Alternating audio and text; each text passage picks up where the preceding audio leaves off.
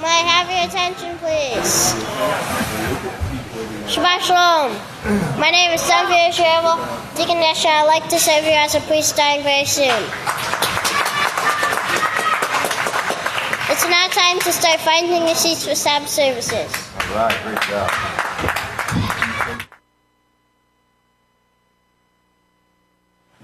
May I have your attention, please? May I have your attention, please? My name is Yisrayl Hawkins, and I would like to serve you forever as priest starting very soon. It's a privilege and honor to introduce to you Son Yisrayl now entering the sanctuary. I'd now like to turn it over to our first speaker, Son Yisrayl Hawkins.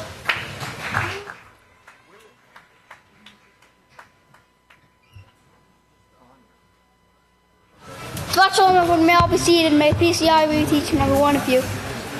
The title of my speech is Yahweh's Sabbaths are Yahweh's marks. There are many Sabbaths which we must learn to keep. The weekly Sabbath, the seventh day of the week. Keeping the seventh day Sabbath and the feast day shows whom you belong to. It's the mark of Yahweh.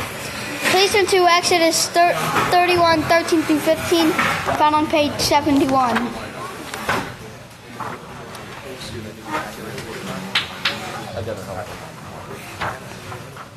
And it says, "Speak also to the children of Israel, saying, Surely my Sabbaths you shall keep, for they are a sign between me and you throughout your generations, so that you may know that I am Yahweh who sanctifies you. You shall keep the Sabbath, therefore it is holy to you. Everyone who profanes it shall surely be put to death. For whoever does any work on that day, that person shall be cut off from among his people. For 6 days your work shall be done, but the seventh day is Yahweh's Sabbath of rest, holy to Yahweh. Whoever does any work on that seventh day, he shall surely be put to death." Satan hates Yahweh's Sabbaths and feast days. Satan hates Yahweh's Sabbaths and feast days. She entices you to follow her on holidays. If she can get you to listen to her lies and deceptions, you are following her mark, and Yahweh's mark you are rejecting. Please turn to Romans 6:16, found on page 878. And it says, "Do you not know that to whom you yield yourselves as servants to obey his servants, are whom you obey, whether of sin which leads to death or of obedience which leads to righteousness? So if we obey Satan, we belong to her, and if we obey Yahweh, we belong to him." Please turn to Colossians 2:16, found on page 926. And it says, Therefore let no man condemn you for doing these things, eating and drinking in the observance of a feast day, or of a new moon, or of the Sabbath day. Positive Law 154. The seventh day of the week is Yahweh's Sabbath of rest and the holy convocation. Please turn to Yahweh 20, verse 12 to 20, found on page 641. And it says, "Moreover, I also give them my Sabbaths to be a sign between me and them, so that they might know that I am Yahweh who sanctifies them. And hollow, make holy my Sabbaths, and they will be a sign between me and you, so that you may know that I am Yahweh your Father." In the 8th book of Israel, part 1, chapter 30, verses 120 to 121, it says, "The mark of Yahweh is on your right hand, and the mark of Yahweh is on your right hand and then your forehead. The Sabbath is on your right hand and then your mind. You cease from your work with your hands, and of course you do Yahweh's work. That's the mark of Yahweh too, except their mark is totally out of here for you. It is plain and clear. It's Sunday keeping in rebellion against the Sabbath day. The Sabbath day shows obedience to Yahweh, rejection of the Sabbath, and keeping Sunday. No matter how you keep Sunday, whether you go boating, skiing, or all these good things that get you killed, that they urge you to do, you're breaking Yahweh's Sabbaths, and you're disobedient to Yahweh. So you either got the mark of Yahweh by keeping Sunday and the pagan holidays, or rejecting the Sabbath, or you got to be obedient to Yahweh, recorded here in your brain. Let's all make sure we stay obedient to Yahweh. We must not keep Sunday and the pagan holidays, but instead we need to keep all Yahweh's Sabbaths, so we will have his mark. May Yahweh bless your understanding. I'd like to turn to Sunday Yisrael Hawkins.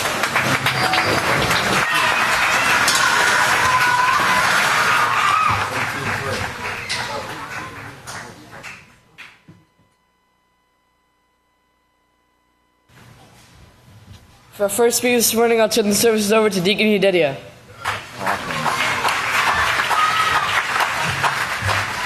You may be seated. May the peace of Yahweh be with each and every one of you. The title of my speech today is Turn to Yahweh While You Can. Turn to Yahweh while you can. And many warnings have been sent out to the people of this world. And the warnings have been sent out telling them that the problems that they see on the news, the problems, the curses, the arguing, the diseases that they see on the news, and the famine, the reason why these things are occurring is because Yahweh's laws are constantly being broken. So therefore, the love of many has grown cold, and the love of many will continue to grow cold as long as Yahweh's laws continues to be broken. But really, Satan's plan is to put an end to mankind by ruining the earth and all life that's in it. And she wants to destroy Yahweh's plan through her war and strife. And in Matthew 24 verse 7, it says, For nation will rise against nation, and kingdom against kingdom, and there will be famine and pestilence, disease epidemics, and earthquakes in place after place. And you can see that these are the things that are occurring and going on in the world today. And the people are wondering, why are these things occurring? Why do I have these curses? Why do I have these diseases? And it's because the breaking of Yahweh's laws, and because they rejected Yahweh, and because they rejected and accepted Satan's way of life, or Satan's way, which is God worship, and because their minds are blind and they can't understand the way of Yahweh. So this is the reason why they're bringing nuclear war on themselves. And in Deuteronomy 28, a warning was brought by the prophet Moshe, and it was about the nuclear war, or the wars that would be occurring in this time period. And it's in Deuteronomy. And it says, This day Yahweh your Father commands you to serve and do these statutes and judgments. Therefore you shall be careful to observe and do them with all your heart and with all your soul. And this is what Yahweh tells the people, commands us to do, right? Practice his laws. And Deuteronomy, go over to 28:15. And it says, However, if you do not obey Yahweh your Father, and do not carefully follow all his laws and his statutes, which I command you this day, then all these curses will come upon you and accompany you. And these curses are accompanying the people of this world today because they chose to worship Satan instead of Yahweh. And they chose to serve Satan instead of Yahweh. In verse 22, and it's on page 170, in verse 22 it says, Yahweh will strike you with consumption, with a fever, with an inflammation, with scorching heat, with the sword, with blasting, and with mildew. They will stay with you until you perish. And remember, in Genesis it says, dying you will die. And these curses are going to come upon the people because they rejected Yahweh's way and they turned to Satan. They wanted their own way. But I want to read you something from a newsletter. It's 2018, and it's entitled, Why Die, Why Not Live? And Pastor writes here, it says, There is a way to truly enjoy living, unlike the miserable life that is being endured today, but never really enjoyed. There is a way, or there is always anticipation and looking forward to an event of some kind. However, when it arrives, the disappointment, regret, and even sorrow makes the people start seeking another way of escape from their reality, which they are unable to face. And it says, in this generation, the worst of everything has come, or has become present. All right, the worst of everything has become present, and the people are realizing this through the news and through the things that they're suffering. So the worst of everything has become present.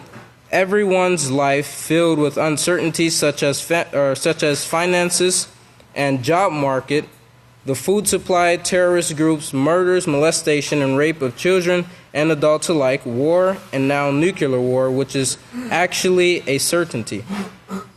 And it says the chance of the world surviving at this time is zero. It's hard to understand why mankind will not repent it's even harder to comprehend why 4,199 religions will not repent of the cause of all the above atrocities.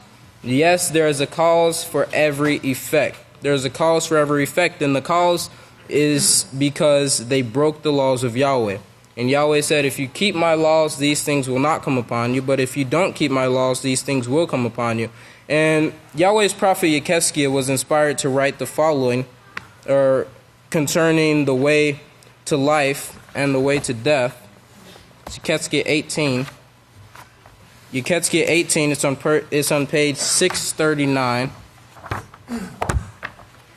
Behold, all souls are mine, just as the soul of the Father, so also the soul of the Son is mine. The soul that sins, it will die.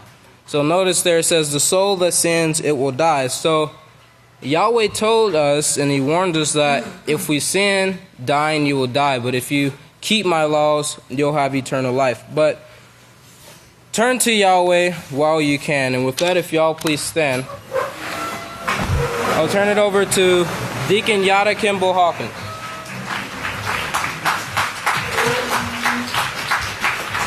Shabbat Shalom, everyone. Please be seated. May the peace of Yahweh be with each and every one of you. Guess I better get right in on this. I was told if I could speak 300 words a minute, I'd get a lot done. So let's turn over to the book of Revelations and chapter 10, verse 7.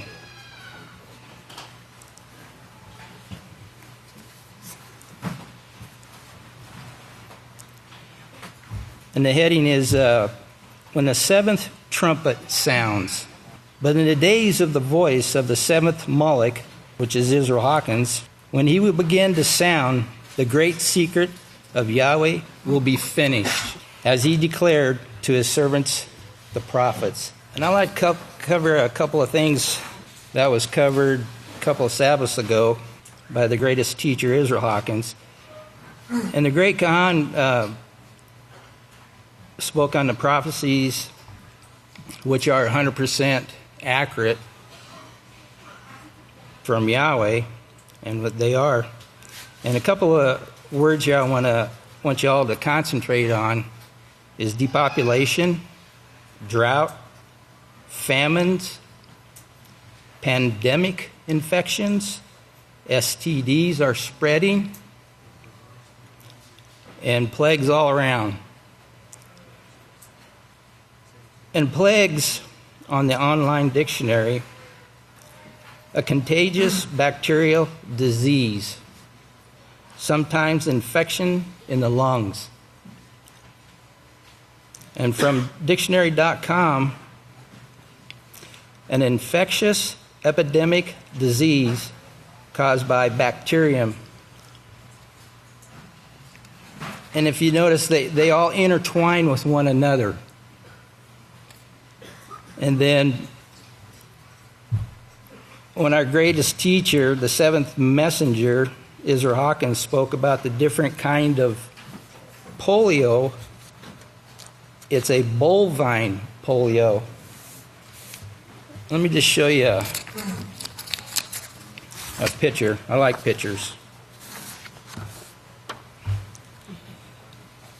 This is, can I get that all the way up there? That's bovine tuberculosis in the white-tailed deer. And I've heard things, said, but yes, it's here too. And he went on further saying that the bovine polio causes by viruses. Viruses is a combination that gets into man, is called prions. A false protein is caused by STDs that was put into animals by rape. And in the real cause of global warming, chapter 3, verse 105, it's an awesome book. I hope everybody's reading it or has read it, and please go over it again. Zoonotic diseases brought to the human race due to bestiality. Most people don't realize that genital chlamydia, gonorrhea, even can we see that? Trichomoniasis flagellate infection originated from livestock. Gonorrhea and chlamydia are often seen with cows. And the prion, the deer, are carrying up north. Okay? Prions attack the nervous system. That's the latest polio attack. And it attacks the nervous system. I got an article here. It's from the CDC, Investigation Polio-like Conditions. The Center of Disease Control for Prevention is concerned about polio-like conditions with 38 reported cases nationwide this year in 16 states. And if you notice, I don't know if we can zoom in on that, but the date there is this month, the 13th of this year. And the conditions that affect a person's nervous system, specifically the spinal cord, the neurological conditions, like it has a variety of cases such as viruses, environmental toxins, and genetic disorders. So when it affects the nervous system, so we know it's part of chlamydia, which causes lesions, which wherever it goes in your body, it causes lesions, which lets viruses and microorganisms into your bloodstream.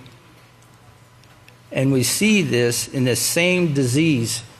And that's talking about the bovine. This is tuberculosis. It's inside and out. I thought I'd show the one that's on the outside so y'all can have a pretty decent look at it.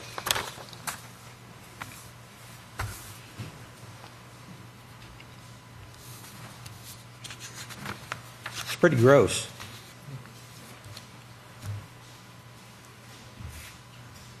This stuff is really serious. And this is the kind of things that we do not want in the meat supply of any kind. Let me give you the definition of tuberculosis, or TB. It's a contagious infection that usually attacks the lungs. It can also spread to other parts of the body, like the brain and the spine. And how it spread? Through the air. Remember, the great witness always told us that it's airborne, just like the cold or the flu. When someone who sneezes, coughs, talks, laughs, or even sings, you spread it.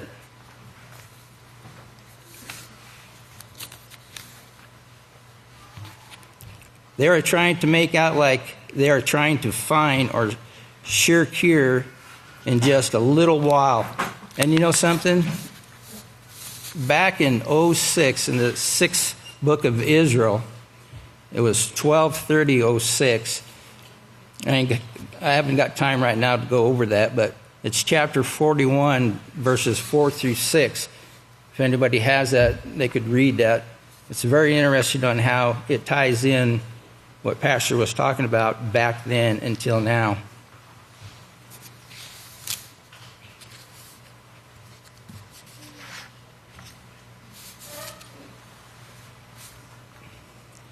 This warning here to be sure to have your wild deer tested, even if you can't find any kind of sickness. Be sure you have them tested before you consume them. And right here's a quick article. And this is the 12th of this month of this year. And this is at Cedar Park, Texas, which is only 3 hours away. Okay? It's here in this state also. So now you can't get away from it.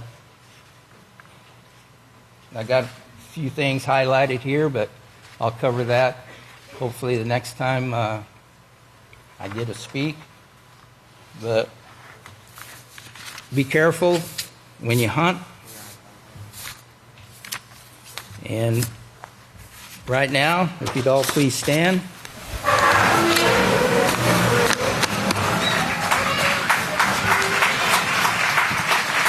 I'd like to introduce the great Kohan Benjamin Krause Hawkins. Shabbat Shalom, great saints of Yahweh. May the peace of Yahweh be with each and every one of you. You may be seated. Okay, we're going to get right into it. Rejoice because the house of Yahweh is established at Abel in these last days. That'll be the title of my speech. Can we have the first slide, please? I want to remind you of some work that was done a few weeks ago regarding the 7-lamp lampstand and the first work of Abel, and some of the gematria that was brought out, and also the quotes from The Birth of the Nuclear Baby, where Pastor says, Abel's work was started in the land that later became known as Israel. A town was named after him, Abelin, Israel, or Abel, or Abelin. But the city of Abelin was there before the territory was ever called Israel. 1 Samuel 6:18 was translated in the King James Version as the Great Stone of Abel. And as you can see, some of the gematria from Abelin, Israel, 1074. Of course, we know this is Pastor's tag number. The priest of peace at Abel, 1074. Righteous city, 1074. And Yahweh honors Abel.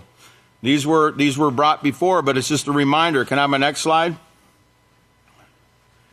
Pastor taught us in the 7th book of Israel, part 1, chapter 11, where he says, Moshe did not write Genesis. Abel and his crew wrote Genesis, and it was preserved by Noah. Abel wrote Genesis, 1074. Abel crew wrote it, 1074. Noah preserved it, 1074, backing the teachings of 1074, okay? This is showing that Yahweh's in full control and that Yahweh uses this man, 1074, this last work, which is known as 1074 from the beginning, as we're going to see. Can I have my next slide? And you remember the gematria of all the works, the 7 works from Abel. You had Abel, Melchizedek, Abraham, Moshe, Yahshua Messiah, Yahakob Hawkins, and Yisrayl Abel Hawkins, the golden 7-lamp lampstand. And you remember that gematria is 1074, okay? Showing the work of Yahweh from the beginning to the end. Can we have my next slide? If you remember also about Abel from the house of Yahweh established on page 28, which is one of Pastor's lot numbers, Abel was known as a keeper of sheep, which is word number 7462, which means a teacher of virtue. And that word virtue means the quality of moral righteousness or excellence, okay? And remember, we have a peaceful solution building moral excellence unit following the pattern of Abel. Abel taught the peaceful solution as well. And then he says, a keeper of sheep is a teacher of righteousness. Now, if you notice, virtue above all, 1893. And 1893 is one of the words of Abel, meaning Abel. It's used in Genesis 4, throughout Genesis 4, that word number 1893, referring to the second son of, the second son of Adam and Eve, Abel. What a coincidence, right? Now, next slide. And remember, there's a rule, a prophetic rule, that which has already been will be yet again. That which has already been done is what will be done yet again. There's nothing new under the sun. And is there anything of which it may be said, look, this is new? It has already been in ancient times well before us. And if you take that phrase, look, this is new, you'll see that no, it's not. 1074 has been from the beginning, okay? And it started with Abel and Abelin, Okay, and we're gonna prove it beyond a shadow of a doubt today. Can I have my next slide? So you had the original Abel at Abel.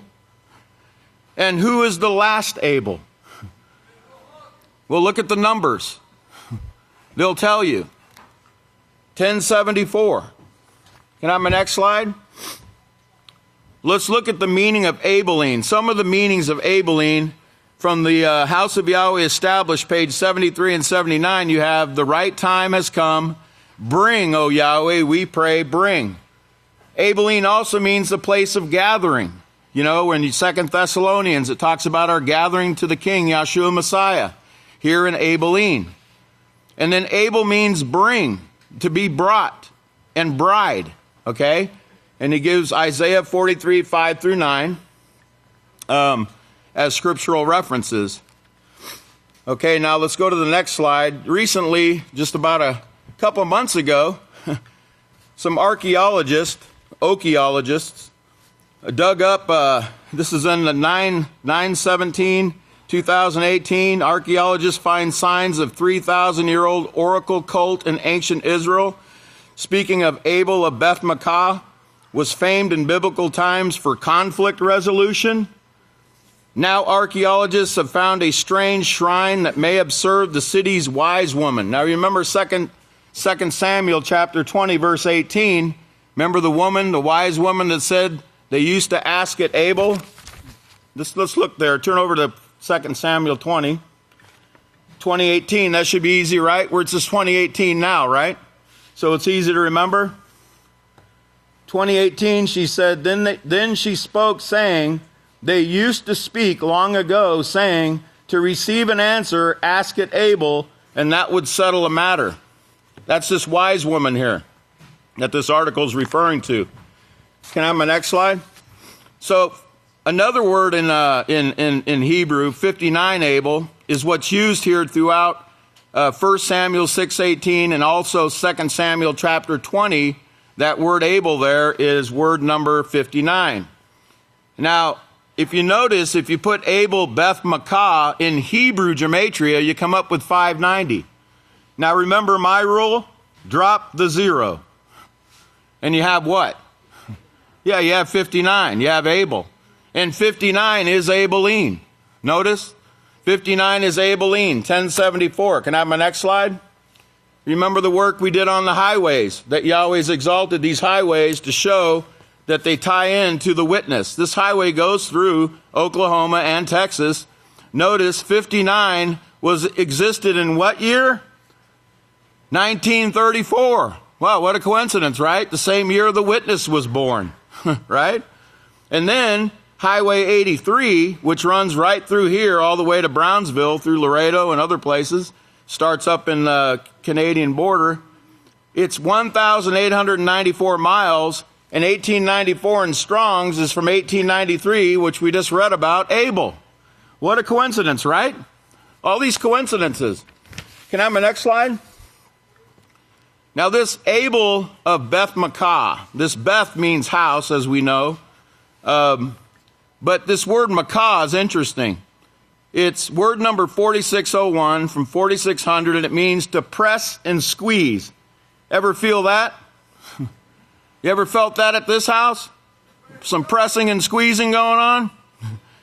And if you remember, the word tribulation means the same thing. It means pressing together, pressure. And notice the house of pressure, 1260. How long will this greatest tribulation be? 1260, right? To press and squeeze is 1260 as well. And you remember the announcement of the Jerusalem embassy move was on 12/6, drop the 0. You remember that? Something to think about, right? Well, let me give you something else to really think about here. Did you know that Yahweh put pastor's tag on the earth? On the earth, in the earth. Can I have my next slide? The city of Abel, look how high above sea level it is. 1074? Oh, really? The same city spoken of here, that is speaking of here in 2 Samuel, Okay, Abel Beth Makkah, or also known as Abel and Abel Beth Makkah, 1074 feet above sea level. That's from their Bible commentary. I didn't write the Bible commentary. Okay, and why would they put that number in there? It's for you, house of Yahweh, because you believe, right? Oh, it gets better. But keep that in your mind. Don't forget that. 1074 feet above sea level. And our teacher stood there one day, along with some other recorders that went with him, to Abelin, Israel. And they surveyed some land, which we're going to talk about here in a minute. Can I have my next slide? Now notice, the house of Yahweh established, page 27, shows that the Internal Revenue Service of the U.S., the chief nation of all nations, officially recognized the establishment of the house of Yahweh on 2/4/83. Now remember 2 Samuel 20:18. To receive an answer, ask at Abel, right? It wasn't that they used to speak long ago. It was a law from the beginning, is what she's saying. It was a law from the beginning that to receive an answer, ask at Abel, and that would settle a matter. Now notice, 2 Samuel 20:18 in Gematria, 2483. Isn't that when it was established? The house of Yahweh in these last days? Wow, what a coincidence. The coincidences are just piling, aren't they? They're piling up. You'd be a fool not to believe this. That word 1734 in the middle, I don't have time, but it means beloved Yeshurun. It means beloved. All right, I'll give you some more evidence. Can I have my next slide? The house of Yahweh established 1983. Recognize that number? 3072, Yahweh Zitkanu, and notice 512, Yahweh's in full control. 3072, Yahweh Zitkanu in Gematria is 1074. Right? Remember, it's coded. It's encoded in these books. Can I have my next slide? Here's a picture of the greatest teacher on earth. Surveying, standing in Abelin or Abelin, Israel, on 12/10/03, with a group of city leaders there, looking at the land and surveying the future Peaceful Solutions School campus. Can I have my next slide? Here's another picture of them with several members of the Abelin or Abelin Council on 12/10/2003. Very important date in history, by the way, as you're going to learn. Here's another picture of a collage of pictures, next slide, showing the negotiating of the local location of the Peaceful Solutions School in Abelin or Abelin, Israel. Elevation, what? This man was standing there, and they promised this man that land for a school, 10 acres, for a Peaceful Solutions School. You think that's not going to take place? Who's going to inherit the land, house of Yahweh? Woo, yeah. Oh, let's look at some more proof. Can I have my next slide? Pastor said, next slide, please. It says in the third book of Israel, chapter 22, verse 44, he says, they were wearing talits at that time in Abelin, Israel. This is some stuff that Elder Yehuda will bring you in detail, showing you in detail that all the prophets were taught in the land of Israel, in Abelin, Israel, in that peaceful valley there. You see the peaceful valley? 1074? Okay? Well, I want you to remember that, because there's another piece. Remember, the last Abel is going to be established somewhere else. And I'm going to prove to you you're sitting in it. Can I have my next slide? Now that number 1210 should ring a bell. He was there on 12/10/03. And remember on 12/10/2014, someone's face was seen in a wave off the coast of Scotland, named Yisrayl Hawkins. And that word 1210 means grape gathering, to gather, gather, or gathers. And remember, Abelin means the place of gathering, right? Let's go to the next slide. the first mention of Abel, now remember, Abel is hidden. It's hidden in a lot of places throughout the scriptures, and it begins in Genesis. But that word Abel that I showed you, 59, the first place it's used is in 1 Samuel 6:18.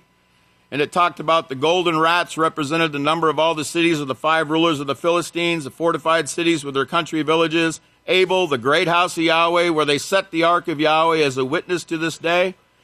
Okay, now, from the time that was written in 1140 BY to the day or the time, the year that Pastor stood there was 3,143 years. And notice, 3143 means Yahweh, it's 3050, and then it goes to 3427, meaning to establish, habitation, bring again, you know, like the next Abel, bring again to. And remember, those people that were brought there to Israel, looking at that, the great Kohan Shaul was there, spoke to him about it. He was one of the recorders, one of the witnesses that was there. Notice also it means peaceful, like the peaceful valley, remember? Peaceful place. And then 3143 in the Greek means to summon as a witness, to affirm, to take record and testify. From 3144, a witness, an eye or ear witness, record, witnesses. Now get this. Have my next slide. From the date of the establishment of the house of Yahweh on 2/4/83 to 12/10/2003, when these men stood there and they were promised that land, was 7,614 days. And if you notice, 7614, it's only used in the Hebrew, and it means Sheba, and it means 7 and an oath. So who was standing there? The seventh Malak, and an oath or a promise was made of land being given to him at that time. Can I have my next slide? Gets really interesting too, because in 2 Samuel 20:14, if you remember, the whole narrative is about a man named Sheba who they were chasing. Okay, and they came to Abel. Remember, you know the rest of the story. You can read it later. But they were chasing a man named Sheba. And they came to Abel, Beth-Maachah, and all the Beerites gathered together and followed after him. And those Beerites, remember, Beerite means of the well, a tribe who are named with Abel and Beth-Maachah. Okay, that might not convince you, right? Well, maybe this will. So let's get really technical, okay? Because the house of Yahweh was established where in these last days? Where at? Come on, it's not a trick question. Abelin where? In Texas, right? Okay. But what Abelin were they standing in on 12/10/2003? In Israel, right? So let's do this. Let's look at it with precision now, okay? Next slide. From February 4th, 83, at the establishment, to 12/10 is 7613 in 16 hours. Remember, start date in Abelin, end date in Jerusalem, because that's where they were standing, right there above Jerusalem there in the north.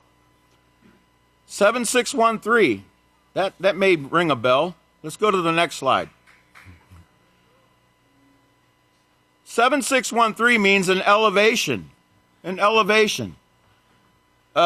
in 1074 feet above sea level, you know. It means exaltation in rank and character. It means to be accepted. It means exaltation. It means accept. It's from 5375. Remember the word NASA? And it means to accept, honorable man, pardon, regard, respect, spare, forgive, swear. Remember that oath that was made to him? To expiate sin or to take away sin. And notice, it's the very word that Abel used in teaching Cain. Remember he said, if you do righteousness, will you not be accepted or acceptable? This was Cain or the Abel that used this very word right here, 7613 in Genesis 4:7. Wow, what a coincidence. Can I have my next slide? Now notice, it wasn't just 7,613 days, it was 20 years and 10 months. and it means an elevation. Remember, 1074 above sea level, 2010, as in 20 years and 10 months. Right? I don't know, maybe that's not enough for you. Maybe you need a little more. Can I have my next slide? What is written on that man's sash? What number's on that sash? Yeah, that's right. It's 7613. Now, where did that come from? Can I have my next slide? Down there at the peaceful scene, the peaceful valley, you know, on Abel Way, there's a van parked out there, a peaceful van at the peaceful scene, and it has the number 7613 on the tag. Okay? Can I have my next slide? The fifth book of Israel, notice what he says here. The area right here, they call it Oak Forest. This area right here. Remember, that street out there used to be called Oak Forest, but they changed it to Abel Way. He said this area right here, they call it Oak Forest. It was a peaceful valley of farmers at one time. Okay, until the land became contaminated, etc., and it was cleansed. And he talks about these oak trees. Now notice, Oak Forest, Abel Way, 1074. The peaceful valley, remember, was 1074 as well, right? Okay, now watch this. Now everything's expired in the house of Yahweh. Okay, you know that by now, right? Certainly you know every move this man has ever made, Yahweh's been with him every step of the way, right? Y'all know that, right? So, now where does Abel Way end? It begins out here on 254, comes down the road, comes through the gate, and it ends right there at that garage door. That garage door is right here. Can you see that? The house of Yahweh established. Okay, now watch this. Can I have my last slide? The house of Yahweh established at Abel is 2022. You remember that 2022 means promotion or mountain? Now notice the sign above that. Now remember, below is written on that garage door, Isaiah 2:2, where that very word 2022 is used. The mountain, the promotion of the house of Yahweh will be established in the chief of the nations.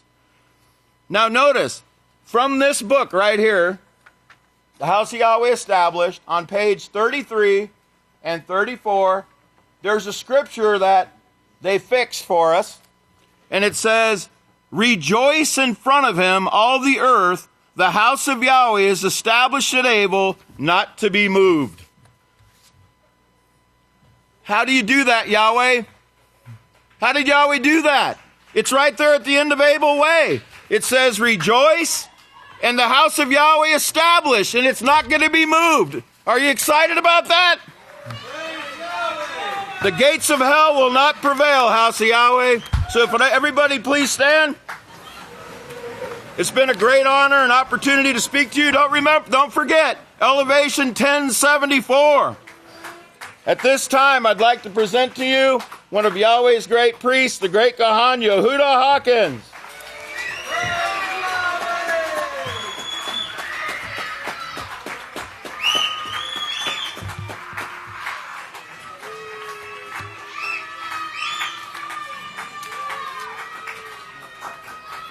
Shalom.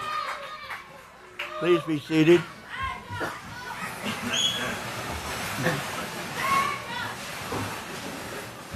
Take your book of Yahweh, please, and turn to page 535. We're going to look at Isaiah 9, verses 6 through 8. There's some very nice things that have been found out. Now, I'm going to read this how it is in the King James Version. "For unto us a child is born, unto us a son is given, and the government shall be upon his shoulder, and his name shall be called Wonderful, Counselor, the Mighty God." I'm quoting the Bible, remember. "The Everlasting Father, the Prince of Peace. Of the increase of his government and peace there shall be no end, upon the throne of David and upon his kingdom, to order it and to establish it with judgment and with justice from henceforth even forever. The zeal of the Lord of hosts will perform this." And then it says in verse 8, "The Lord sent a word unto Jacob, and it hath lighted upon Israel." Now, the word child, We'll start with verse 6. The word child that is written in Isaiah 9, verse 6 is translated from the Hebrew word yalad. This word is listed on page 569 of a Hebrew and Chaldee lexicon to the Old Testament by Julius I, which shows this word means a man, to appoint, to bring forth, to walk along. After conversion, a son of delight. The word son that is written in Isaiah 9, verse 6 is translated from the Hebrew word ben. This word is listed on pages 214 through 216 of a Hebrew and Chaldee lexicon to the Old Testament by Julius I, which shows this word means a male, a disciple of the prophets, to build, to set up, to establish, the builder of the house. The word government that is written in Isaiah 9, verses 6 and 7 is translated from the Hebrew word mashara. This word is listed on page 1442 of a Hebrew and Chaldee lexicon to the Old Testament by Julius I, which shows this word means Yisrayl, to rule as Yahweh would rule. The word shoulder that is written in Isaiah 9, verse 6 is translated from the Hebrew word shakamu. This word is listed on page 1383 of the Hebrew and Chaldee lexicon to the Old Testament by Julius I, which shows this word means burden or responsibility, to rise early, to be zealous, to be earnest. The word name that is written in Isaiah 9, verse 6 is translated from the Hebrew word shemu. This word is listed on page 1402 of a Hebrew and Chaldee lexicon to the Old Testament by Julius I, which shows this word means to change his name, everlasting renown or remembrance.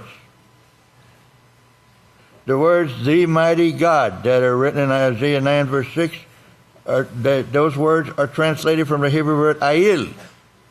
This word is listed on pages 29 and 31 of a complete Hebrew and English critical and pronouncing dictionary by William L. Roy, which shows this word means Yahweh, the eternal Father, the self-existent, unoriginated, independent, and eternal Yahweh. The word mighty that is written in Isaiah 9, verse 6 is translated from the Hebrew word gabur. This word is listed on page 205 of volume 1 of the Hebrew Aramaic English Dictionary by Marcus Jastrow, which shows this word means the strength of the study of law consists in joy. Then, do you have a lot of fun keeping the law? We do. And I'm sure every one of you do too. The word prince that is written in Isaiah 9, verse 6 is translated from the Hebrew word shar. This word is listed on pages 1629 and 1630 of volume 2 of the Hebrew Aramaic English Dictionary by Marcus Jastrow, which shows this word means the Holy Spirit, that is the word of Yahweh, rested upon them. The word increase that is written in Isaiah 9, verse 7 is translated from the Hebrew word maraba. This word is listed on page 1438 of volume 2 of the Hebrew Aramaic English Dictionary by Marcus Jastrow, which shows this word means able, teacher, and pupils. Do you mind being a pupil? They're not talking about a hole in your eye either. The word throne that is written in Isaiah 9, verse 7 is translated from the Hebrew word kasah. This word is listed on page 677 of a Hebrew and Chaldee lexicon to the Old Testament by Julius I, which shows this word means honor. The word David that is written in Isaiah 9, verse 7 is translated from the Hebrew word dawad. This word is listed on page 318 of a Hebrew and Chaldee lexicon to the Old Testament by Julius I, which shows this word means beloved, servant of Yahweh, honor and beloved. The word kingdom that is written in Isaiah 9, verse 7 is translated from the Hebrew word mamalakatu. It sounds kind of Native American, doesn't it? This word is listed on pages 361, 362, and 364 of a lexicon, Hebrew, Chaldee, and English by Samuel Lee, which shows this word means one sent, messenger of Yahweh, a priest. Okay, the words the Lord are written in Isaiah 9, verses 7 and 8 are translated from the Hebrew word Yahweh. We know that. But it's on page 217 to 219 of a Hebrew and English lexicon of the Old Testament with Brown, Driver, and Briggs, which shows this word means and is the name Yahweh. So this is what Isaiah 9 verses 6 through 8 is saying. For unto us a man will be born. Behold, a man who is a zealous disciple of the prophets and who will establish the house of Yahweh has been given. This man has been given. He will change his name to Israel because he has been given the responsibility to rule as Yahweh rules. And he shall be known as the wonderful counselor of Yahweh, the everlasting Father. The words of Yahweh that speak of peace will come to him. The number of the people who will learn the ways of peace from Israel, the priest I have sent to teach the ways of peace at Abel, there shall be no end. For I will honor my beloved servant Israel, who will bring order and to establish it with judgment and with justice from henceforth even forever. The zeal of Father Yahweh will perform this. For Yahweh sent these words to Jacob, and they enlightened Israel. There are your two witnesses. That is what is being told to you in Isaiah chapter 9, verses 6 through 8. And Pastor wanted me to talk about that today, and I have done so. There will be more on it, of course. But may Yahweh bless your understanding. And I turn the service over to great Kohan Hawkins. Shabbat Shalom, everyone. You may be seated. May the peace of Yahweh be with each and every one of you. Now, a lot of these things we see in the news, they should be bringing back to our memory the things that Pastor's been bringing for years. Once again, reinstituting in our mind, solidifying in our mind that the words that Yahweh's spokesman speaks are words of truth and in which a firm foundation are established. And it starts out with these drug companies and a report coming out showing how drug companies are bribing doctors to prescribe not only their drugs, but they actually have a pay rate, and it shows the pay scale where the stronger dosage you prescribe, the more money is paid. And they're actually paying them, and they're causing an addiction to the drug. And you'll see where one doctor, off of one drug, doctors prescribe many drugs, off of one drug, he made $41,000 in 1 year off one drug. Now, of course, that really, as it says, it will persuade the mind of someone because of this money. You're just giving someone a prescription and you're getting paid for it. It's very easy money, but you're not considering the health of the person whatsoever. And then you have this caravan of immigrants that are coming from Guatemala up through Honduras, through Mexico. They're headed to the border in San Diego or right there in California. And keep in mind, they even stated we're heading to California, not Texas, because the majority that are in California are Hispanics. So they're heading that way. They feel they'll be readily accepted there, even though President Trump has said they're going to send the military, 800 to 1,000, and shut down the border. One thing to keep in mind, remember what Pastor said, form a plan on how you're going to get to the house of Yahweh. One day we're going to see caravans coming to the house of Yahweh this way, very soon. Now, what we have to keep in our mind, are we prepared to help deal with those caravans as they come? That's what we have to keep in our mind and get with our supervisors, get with what Pastor is doing, because Pastor sees far deeper in this plan than we do. So we have to tether ourselves to him and do what he says. And once we do that, we can actually create a foundation for these people to come. And also Russia. You'll see where Russia has dumped all U.S. Treasury bonds, and it said they've got them down to zero. And this is very important to understand, and we'll be bringing more on this, why you see Russia, China, other countries trying to dump the U.S. dollar. There's a lot of control when it comes to the U.S. dollar, this petrodollar, so to speak. But this dollar controls countries and how successful or how non-successful they are. But Russia dumping the dollar, now in return, the U.S. added more sanctions on Russia. And notice what they sanctioned. It's very interesting how they do it. They said that Russia used 2 oil containers to deliver petroleum supplies to North Korea. That broke a UN sanction. Therefore, under the United States law, they will be sanctioned. So basically what the United States did, they sanctioned 2 of Russia's oil suppliers. They sanctioned them so they can't ship. But it's very important, and write it down, Due to breaking a UN sanction, the United States has sanctioned them under U.S. law. And remember Revelations 13:12, where it talks about this second beast operating under the authority of the first beast. The U.S. dollar has a lot to do with that. That's why you see these countries trying to escape the dollar, and we'll bring much more on that. Also, North Korea inviting the Pope, sending an invitation through the South Korean leader to take to Pope Francis to invite him to North Korea.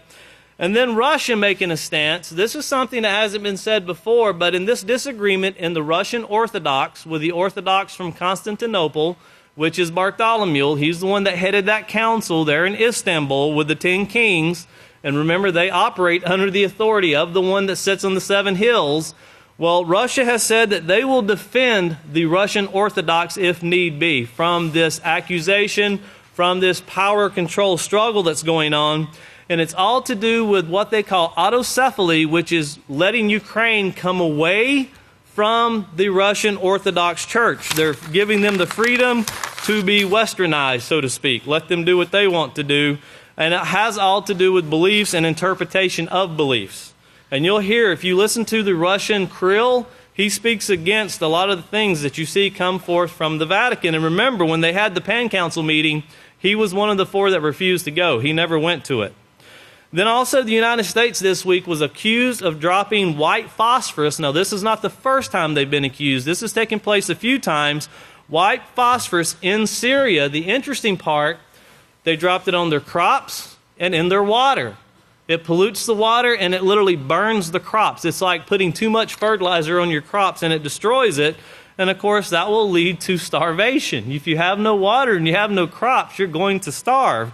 But once again, showing that this has been done, well, Syria is crying out to the UN for help. That's like crying to the dog that's biting you to go get another dog and help bite. You know, it's not going to help. You're crying out to the first beast who supports the second, who gives all authority to the second. It won't work.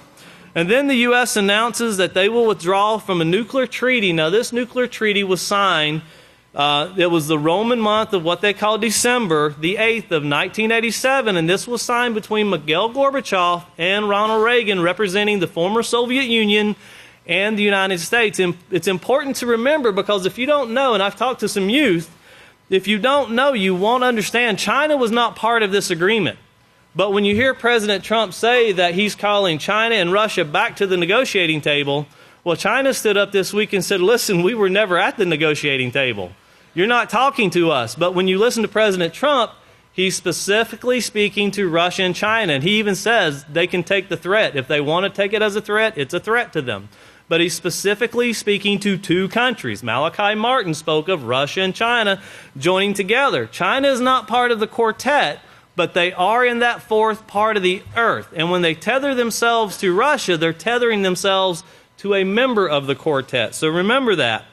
Then NATO holds drills, the largest drills since the Cold War. They've just held them. They held them in Norway.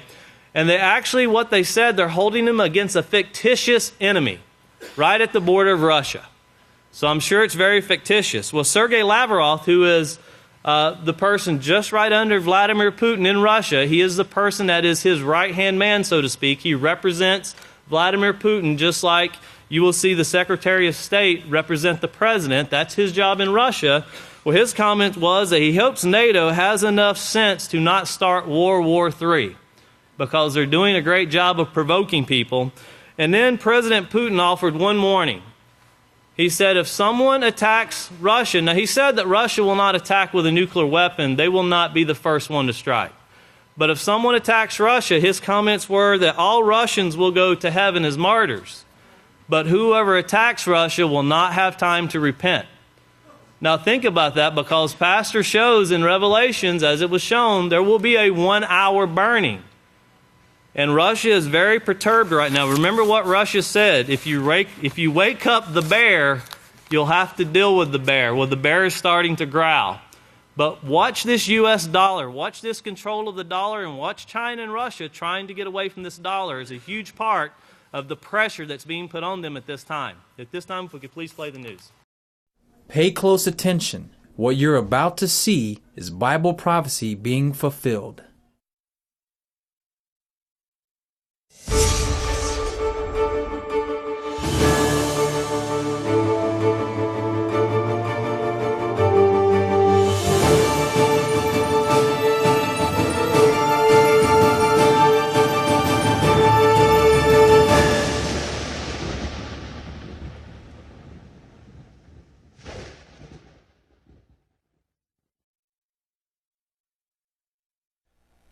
Welcome to another edition of YPN News, bringing you news as it relates to Bible prophecy and foretold by Yisrayl Hawkins. Well, profiting doctors, of course, are in the news as they profit more from prescription drugs. Moscow's patriarch and Constantinople are butting heads once again. And, of course, Putin on his thoughts of first strike in this war of words between nations. But first we start with the drug company Insys, who manufactures fentanyl labeled Subsys, has an interesting compensation package for their sales reps who not only prescribe the drug, but get doctors to prescribe the strongest dose. Senator Claire McCaskill has been investigating this practice and has found that Insys reps are paid 5 times more if they get doctors to prescribe the most powerful dose of the drug. The payout is $283 for a 100 microgram prescription, all the way up to $1,830 for a 1,600 microgram dose. Now that payment, of course, goes to the reps, and that, of course, is the highest dose. Well, Insys also paid doctors for speaking events to boost prescription sales. Well, some of the correspondence that were uncovered in company emails was, quote, own your territory, own your doctor, own your destiny, and the bigger the script, the more money you make. Cha-ching again. Well, one woman who suffered chronic back pain after a fall while pregnant was prescribed Subsys, calling it a miracle drug and increasing her dosage from 200 micrograms to 1,200 micrograms in 8 months. When she finally quit the opioid, she said she was so sick. Now, to add insult to injury, the doctor received $41,000 to promote the drug made by Insys. Wow. Dr. Scott Hadlin of the Boston Medical Center addiction specialist said they saw patients and doctors and they saw dollar signs. Well, Dr. Hadlin studied the financial incentives influence and how they influence doctors. And so, like he said, you know, these major pharmaceuticals, they see ways to boost their income by getting doctors and their representatives to sell larger portions of the drugs to unsuspecting patients who end up suffering in the end. Yeah. Well, President Trump made a threat to shut down the southern border and send out the military in an attempt to stop a caravan of migrants from entering the U.S. Now, from Honduras to Guatemala on to Mexico, over 4,000 migrants are heading north with their hopes of entering the U.S. Now, they've accepted food and money from strangers along the way, saying that they're fleeing from violence from their own country, according to some, and others left with just the clothes on their backs. Well, after entering Guatemala, Mexico is the next crossing where the government has deployed hundreds of soldiers sent to the border on Boeing 727s to deal with the influx. Well, many will be told to return, while others will be allowed to seek asylum. Geronimo Gutierrez is Mexican ambassador to the U.S. He said there is a humanitarian crisis going on and we need to call it what it is. But President Trump is lashing out at the caravan. Now, since the president suspended his family separation policy, illegal border crossings have skyrocketed. Unpublished Border Patrol data shows that there were over 16,000 family members arrested in September, which was an 80% increase over July. Now, Border Patrol also told CBS News that they are swamped as more large groups are crossing together. Wow. An official said that on September 20th, there were 275 adults and children who were encountered, and not too long after that, on October 2nd, there was an additional 164. White House Chief of Staff John Kelly and National Security Advisor John Bolton reportedly got into a shouting match at the White House over the administration's immigration policy. While on 60 Minutes, reporter Leslie Stahl asked the president if he'd return to the family separation policy. His response: when you allow the parents to stay together, referring to it the children, then people are going to pour into our country. Well, these caravans happen all the time, migrants traveling in groups for safety. Now, in April, several hundred made it to the U.S. border near San Diego, and a limited number of those were allowed to apply for asylum in the U.S. Well, Russia's investment in the U.S. Treasury bonds hit an 11-year low in May at $14.9 billion, down from $96.1 billion in March. The head of the Central Bank of Russia said that they are cutting their stack in U.S. Treasuries as the result of financial, economical, and geopolitical risk. In return, they have been buying up gold, with the latest estimates of their holdings at $80.5 billion, which overtake China as the biggest holder of gold. Well, the U.S. has added to sanctions against entities that violate UN restrictions regarding North Korea. This time, sanctions were imposed on 2 Russia-based companies and 6 Russian vessels with punitive measures. Now, the U.S. Treasury Department said that it will continue to pressure Pyongyang until the regime achieves final and complete denuclearization. The accusations against the Russian vessels state that they transported petroleum products to North Korea vessels in violation to international sanctions. Well, it confirmed that Russian vessels transported 3,500 tons of oil to North Korean vessels earlier this year. The buyer was North Korean Taesong Bank, which has already been slapped with sanctions by Washington for engaging in illicit economic activities for the regime. The sanctions will remain in place until Pyongyang achieves final, fully verifiable denuclearization. The U.S. Treasury Chairman said that those who violate UN restrictions will be sanctioned under U.S. law. Well, this is the 3rd round of U.S. sanctions imposed by the Trump administration this month and comes ahead of the scheduled visit of U.S. Secretary of State Mike Pompeo's to Pyongyang. Now, these sanctions are seen as added pressure on the North. We now turn it over to our field correspondent, Larry McGee, who has more information on some interesting things that are taking place with the Vatican and, of course, Constantinople and Moscow's leader of their religion there. What's taking place in the world of religion, Larry? South Korean President Moon Jae-in is attempting to help heal relations between the Vatican and Pyongyang by arranging a sit-down between the two in the coming months. Analysts say that if he is successful, it will be the biggest achievement achieved so far in moving the isolated nation from a place of infamy and disrepute to a position of international acceptance. The pontiff visited South Korea in 2014 and was welcomed by a sea of 1 million people who lined the streets of Seoul. This can be attributed mostly to the fact that Christianity has been able to penetrate and take hold in the South, whereas in the North, there is only reported to be 4 churches, which are said to be more for show than any indication of genuine acceptance of Christianity there. President Mike Pence, in fact, stated recently that in its persecution of Christians, North Korea has no rival on earth. He described the government's behavior as unforgiving, systematic, unyielding, and often fatal. Kim Il-sung, one of the Kim dynasty's former leaders, attempted to receive a papal visit a few decades ago without success.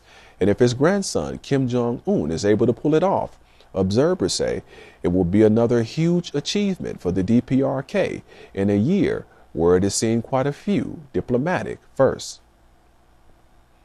At first, it might have been difficult to see what was truly behind the conflict in the Ukraine, but as time moves on, a clearer picture is emerging, which has then shed light on the true motives behind the conflict. The Orthodox nation of Russia is said to have responded harshly to the recent Orthodox Christian Synod, where Ukraine's church leaders were given official recognition, and plans were reportedly laid out to assist the Ukrainian church in ceding from its ecclesiastical union with Moscow. The push to win the Ukraine from Russia has 2 fronts, one religious, the other secular, and both with extreme ramifications. From the religious angle, Metropolitan Hilarion has stated that the Constantinople Patriarch has recognized the leaders of the split, thus legitimizing the split that existed for over a quarter century, and has therefore made it impossible for the Russian Orthodox to stay united with the Constantinople Patriarchate. The king or patriarch of the Moscow Church has already issued several warnings of severing ties with Constantinople. Analysts say that if he were to actually do so, then the Russian Orthodox Church would in effect be creating its own religion separate from Eastern Orthodoxy, which is currently aligned with Rome.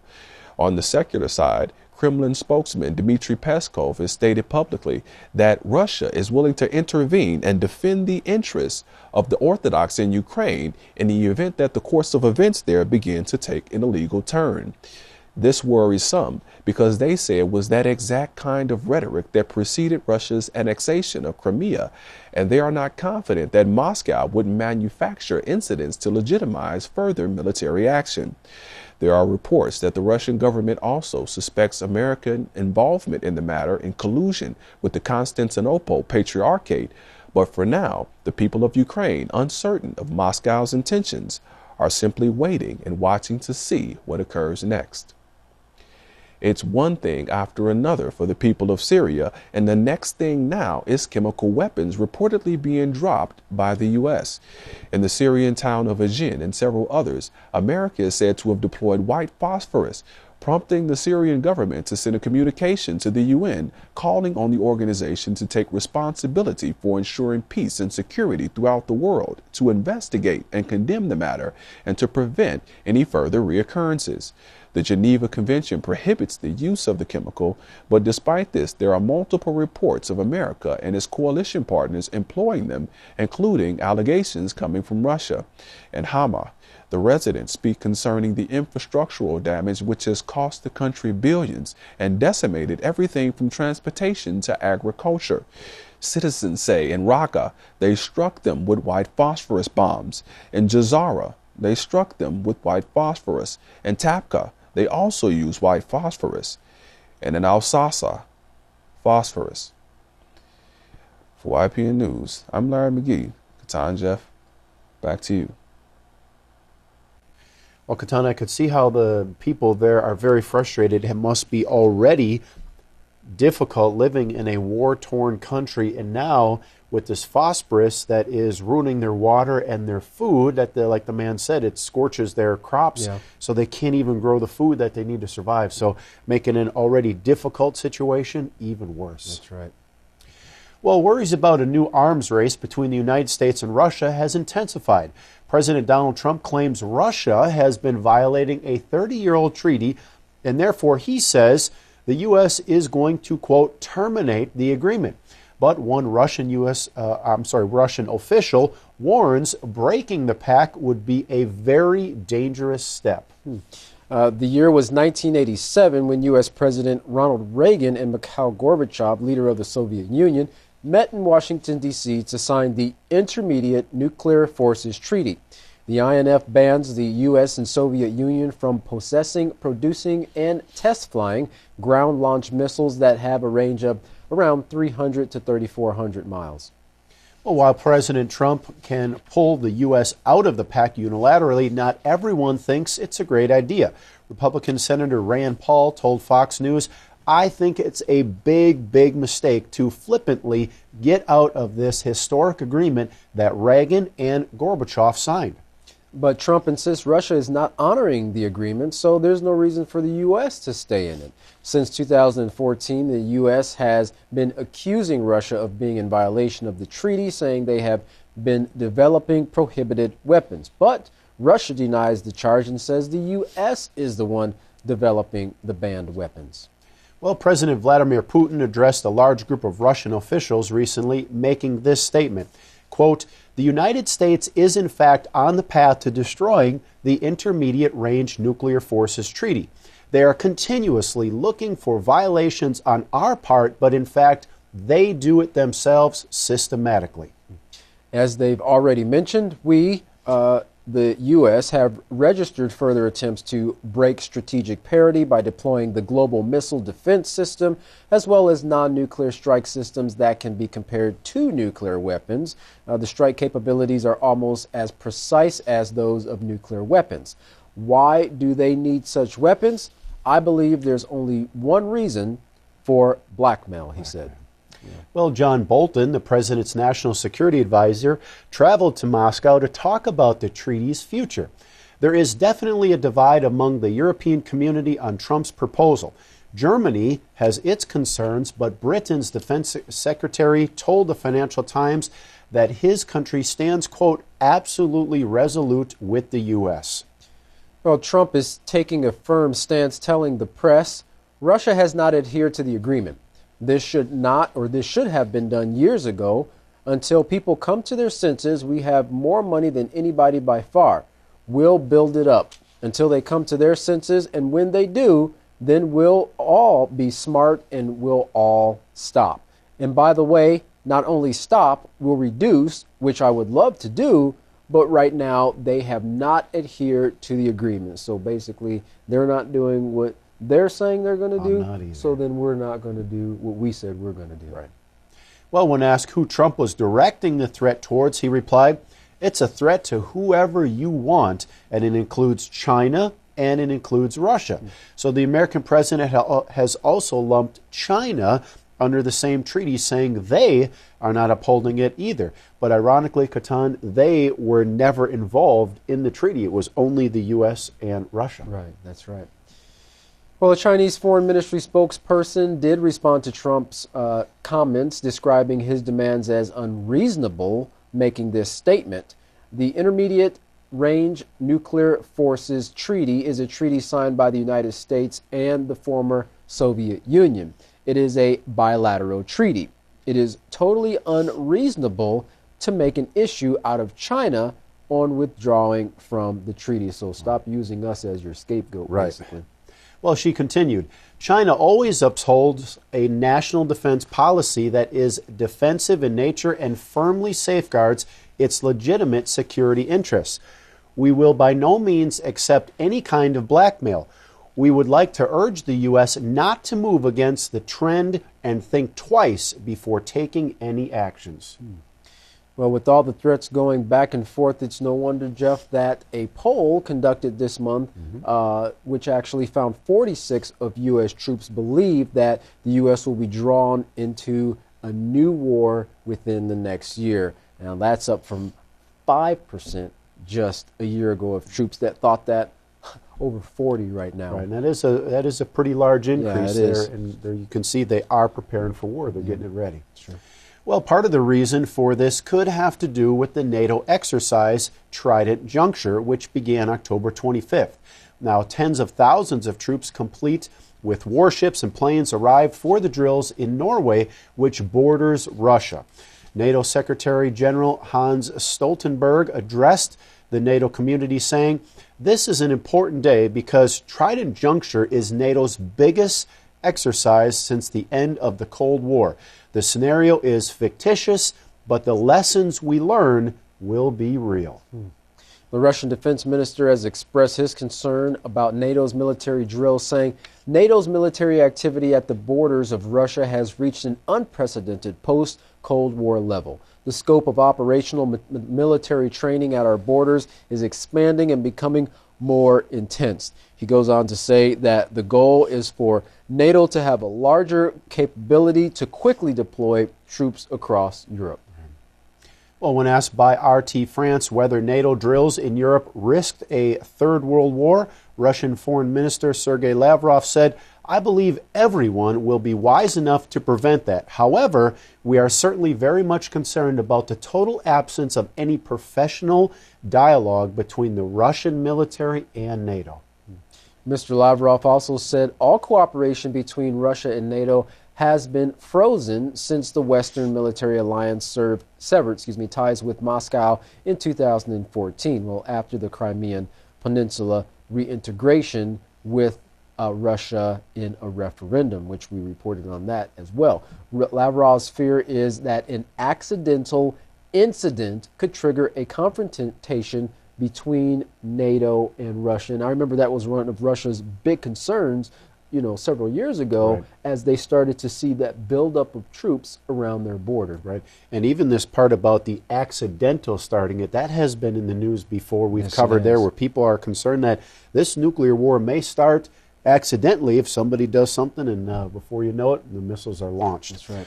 Well, finally, Russian Vladimir Putin told an audience in Russia that Moscow has no plans to make a preemptive first strike using nuclear weapons. He also said that the Russian people will go to heaven as martyrs because they will be victims of aggression in the case of a nuclear attack. He added it wouldn't be the same for those who chose to commit those who launched the attack against them. promising they would not have time to repent before Russia strikes back. And interesting there, Kohan, you can kind of see a timeline in a nuclear war. Yisrayl Hawkins has been mentioning so much about the 1 hour. Right. You know, in 60 minutes, you could have all-out nuclear war. And really, what Russian President Vladimir Putin did was actually just confirm that it will be so quick. Right. The missiles will be launched, and everybody's going to retaliate. And once they're up there, it's going to be a matter of minutes, and the earth could be destroyed. That's right. And you can see even with the statement that even though people in his country will be the victim, he, along with other leaders, are not planning to just turn the other cheek. Right. They're not going to just sit back and be victims. They're going to go ahead and strike back to show their force and that they will not be taken advantage of. Right. Well, hopefully people will use some common sense and not allow that to occur, but we know the prophecy does show different. That's right. If you'd like to learn more about these stories and others, you can contact the House of Yahweh, and when you do, don't forget your free copy of the Prophetic Word magazine and monthly newsletter. Here's how. To contact the House of Yahweh, you can write them at the House of Yahweh, P.O. Box 2498, Abilene, Texas 79604. You can also call them at 1-800-613-9494 or visit them on any of their websites by going to Yahweh.com, YisraelHawkins.com, or Yahweh'sBranch.com. You can also visit our website by going to YPNnews.com. You can email the House of Yahweh at info@yahweh.com. For all calls outside the United States, please dial the number on your screen. And don't forget to check out the Yisrael Says and Ask Yisrael programs, which are online resources that you can find that will assist you in your study of the Holy Scriptures and Bible prophecies. Those are free programs to you, and you can find those by going to YisraelSays.com and AskYisrael.com. Well, don't go anywhere. Up next is another exciting message from Yisrayl Hawkins. From all of us here at YPN News, I'm Jeffrey Heimerman. And I'm Kohan Alexander. Thanks for watching.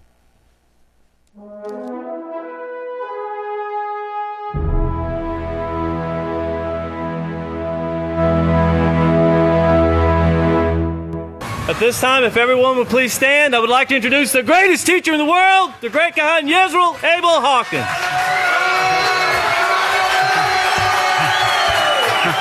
Hey, we got a crowd here today. Warm and beautiful. Praise Yahweh. We're all yours, Yahweh. You may be seated. You may be seated. I sure hope you got those last words of that guy that just spoke on the news.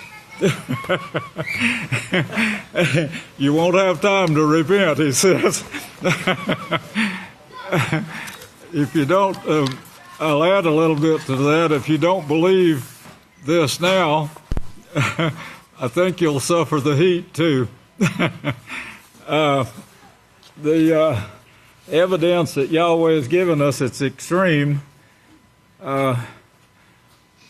Bullinger, I got to tell you this. May the peace of Yahweh be with each and every one of you. I'll bring more on this later, but Bullinger, E.W. Bullinger. I had that book, had it marked and tagged, and was using it.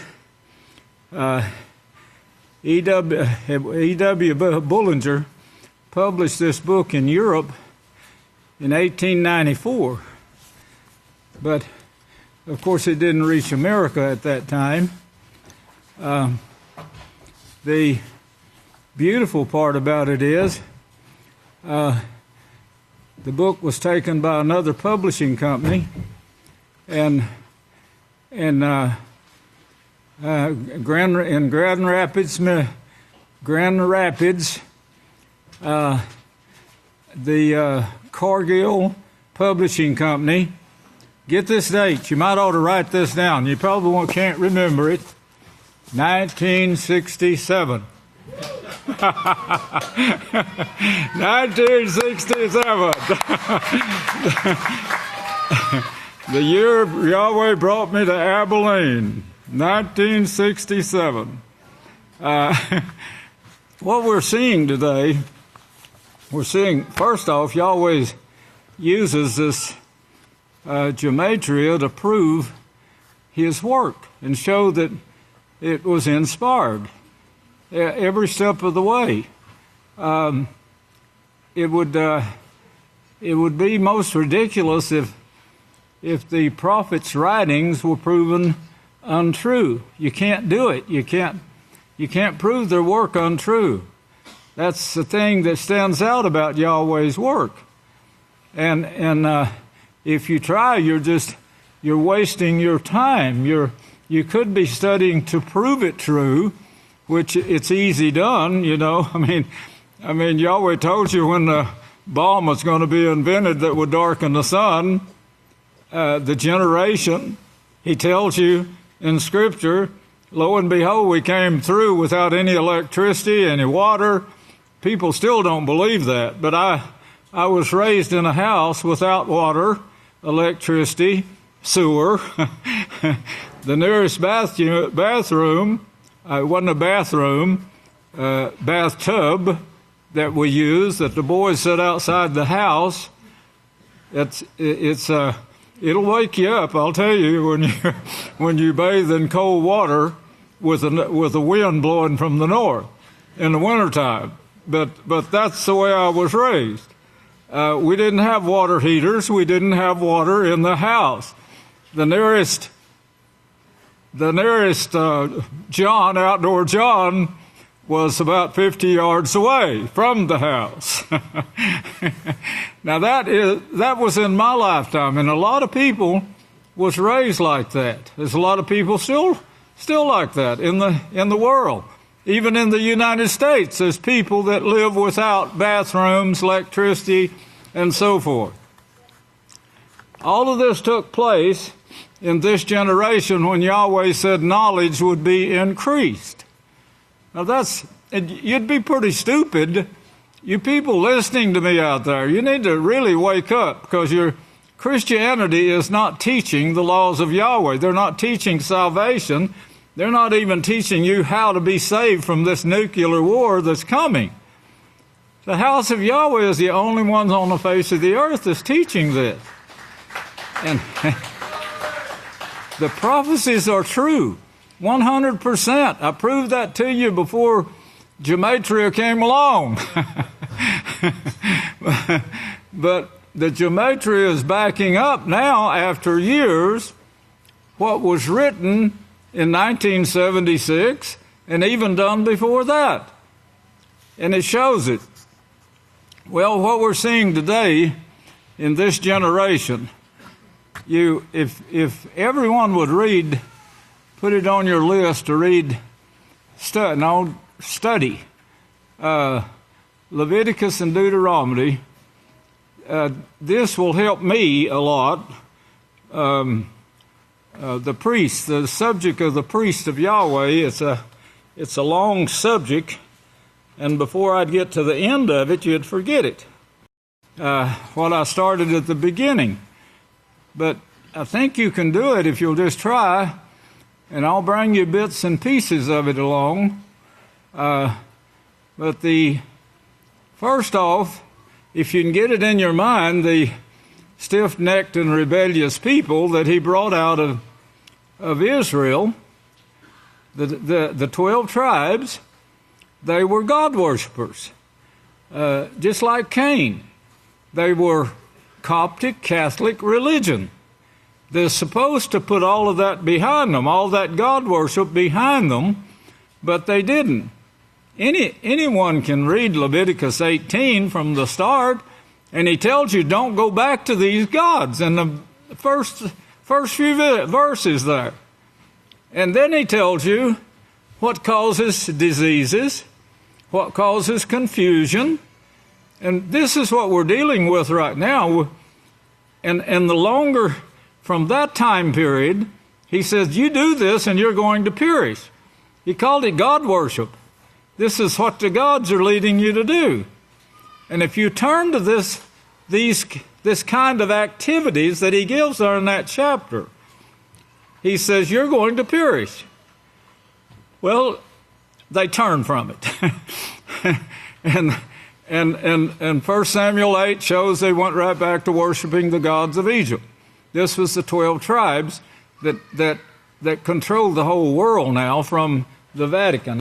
When the United States was discovered and the Vatican set up the government here, they fixed it to where they could control it with the dollar. Now, I've asked the great Kohan Yisrayl Hawkins to bring the information on the petrodollar and show how these sanctions can be done and enforced. They put the squeeze on them. Well, this comes from this group that he brought out of Egypt. Yada, they hold the law. They have their hands on the neck of every nation on earth. And remember that scripture when you see what they're doing to these nations and what is causing the trouble between United States and Russia, China, and watch the confusion, because there's no answers to the problems they create.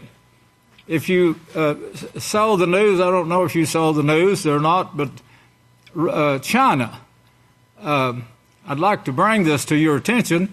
China is going to create, got it all planned out how to do it, a moon, their own moon that will give light on their city to save them electric bill. Well, this sounds well, I know, to everyone, and everyone is going to get behind China now and do the same thing and send their spies and buy a moon or buy the technology. And Ben, this is such a great idea, right? Their minds are so confused right now, they forget what's growing their crops and how the crops grow, and that the moon governs this. The moon governs the planting seasons and the harvest time and how much you can harvest and when to plant, when to harvest, when to sow, when to harvest. All of these things. And of course, if you add artificial moons, you're going to block the real benefits that's coming from that. Now, every scientist should know that. You know, they can't be that much fool. They can't be that foolish not to know that if they put moons up there in place of what Yahweh has set there for man, they'll do just like they did to their own bodies when they started eating things that Yahweh says is unclean, don't eat them. Started practicing things that he said, if you do this now, you're going to put things in your body. Dying, you will die. You're going to have all these diseases that Yahweh promised he would take away from us when we left Egypt. Yahweh's promise was that if you do these laws, then the sickness will disappear. I'll take all of these off of you. Here's the way I'm going to do it. Keep these laws. Well, of course, they rejected the laws. So here comes what he promised in Leviticus 18, the confusion. Doctors have taken the place of your priest. The priest, when Yahweh said, I'll take all these away from you, he meant that. All of them. I'll take all these sickness and diseases away from you. Well, of course, they rejected his law, so here come the sickness and disease. So Yahweh said, here's the next thing that you'll have to do. And he tells the priest to do what I hope we never have to do once our bodies are changed. I hope we never have to go and perform these laws, but you need to see them and learn them and see what the priests have to do. Our priests are doing the same thing. The doctors, that is the Vatican, like the petrodollar, the Vatican has drugs sewed up, as you find in Revelation 17. Pharmaceuticals, they own the pharmaceuticals, they own the schools, they have their hands on the neck of every individual. Now, if you saw the part on the drugs, you can see what this is. It's big money. So the priest that should have been practicing Yahweh's laws, they have taken the place. They call them doctors now. You get sick, you go to the priest, he'll tell you what to do. You get sick today, and you're told, go to the doctor. and of course, people in the know will tell you don't go to the doctors. They will give you this, this, and this, and they publish it on television. I'm just quoting to you what is news on the news and what other doctors have written and scientists have written. When you take these things for heart trouble, your heart will get worse, not better. If you take it for blood pressure, your blood pressure will get worse, not better. Well, why are they giving it to you? Money. Just like the woman said, giving you the news 20 minutes ago. And it's full of it. The news is full of it if you just pay attention. But the priests were told what to do with each of these diseases. Their method was quarantine, fasting, cleansing, taking cleanses. Even Yeshua taught that. Even in his day, he was still saying, go to the priest and cleanse. Get your cleanses. The diseases brought about the confusion, and of course, other priests took the jobs of politics and setting laws and so forth. Now, this all come from the Vatican and setting up this country right now. The lawmakers that we see on the Supreme Court. Well, you know what we're facing there, surely. But the problems assigned to the priest in Leviticus and Deuteronomy, they're governing the people, not according to Yahweh's laws, but according to the laws that they left behind in Egypt, and supposedly left behind, but did not leave behind, and now are ruling from Rome. When you see this about the petrodollar, you'll understand. But it'll be in detail so you can have the information and see how the Vatican, who we're striving to be like, that's what Revelations 13 says. And remember, Revelations 13:10 says, herein now is also the faith of Yahweh being preached. The faith. The system of religion, the system of life, the tree of life will be given at that same time. But in Revelation 13, we have the U.S. saying, let us be like the first beast. Keep that in mind now, what I just said, because we're going into the news here again in just a minute. In Daniel, we're shown a prophecy here of what Yehuda covered today over in Isaiah, but it ends with here in Daniel 11:39, that they will divide the land for gain. Well, this is what we're seeing today. They divide the land for gain. If you look at Isaiah 9, this is a scripture that Yehuda corrected today. What makes the difference in Yehuda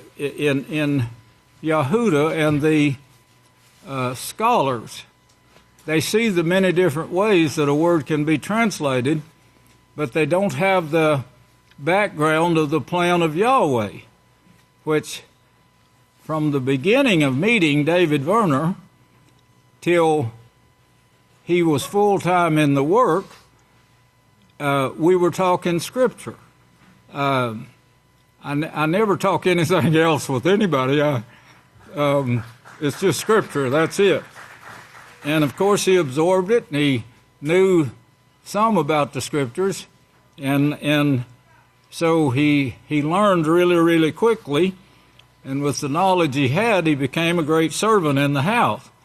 But he knows the background, so he can get this authoritative books and go through them and see and put it together, and it fits the other prophets' writings and what they're bringing out in the same subject, because it's written here a little and there a little.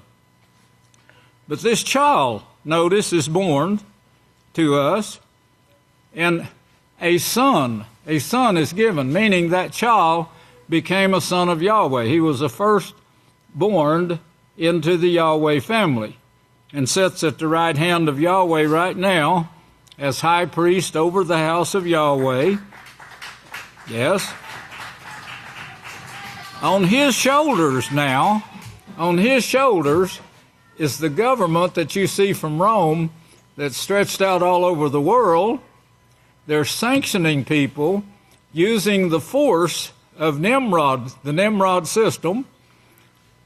They use the war and fighting, which is the Nimrod system of terror, to get their ways, to try to overcome their fellow men, who they call enemies. You see the word counselor there, and he's a wonderful counselor, as you can see from the prophecies, and then the inspiration that leads to, as is shown in the gematria today. 1967, this book came out and started me to working on the number in Scripture, and I'd used in the mark of the beast.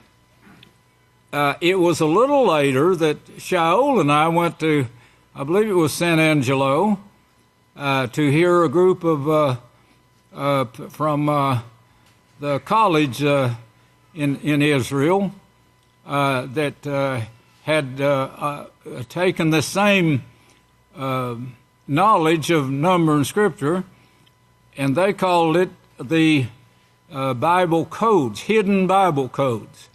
We went there and talked to them, and we also bought the book, but it's basically the same thing, but they put it together like we're doing to prove certain things, and it doesn't help as much as knowing what Bullinger put out. But Bullinger, if you think about this time period, it started in 1895, I believe, 1895 in England, and look at the years it took to get here. But it got here just on time, 1967, to be used in this work.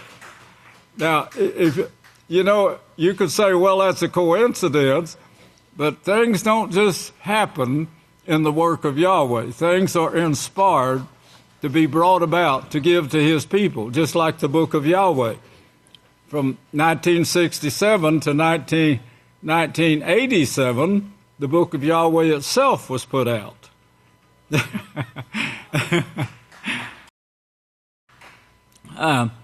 Anyway, this son, and he's a counselor, that is, he's a mediator, and in studying his work, you can see that he brought forth the laws to the 12 disciples. They're the ones that did the work of Yahweh. That was his family. And he said, that is my family. Who is my family?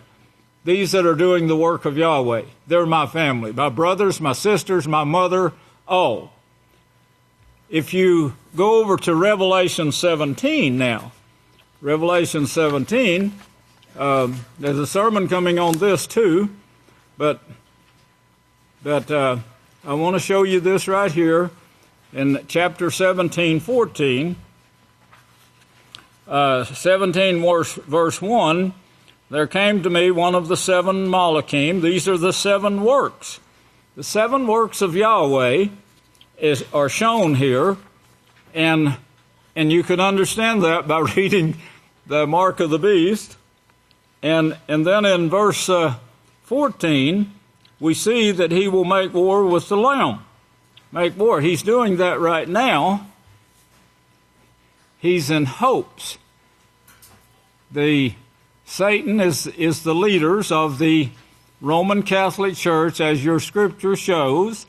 Satan owns these people, as is shown in 1 Yochanan 4, 1 Yochanan 4, verse 7, 8, and 10. He owns these people. Yochanan 8:44 said, you will do what Satan tells you to do. Whatever she tells you to do, that's what you're going to do.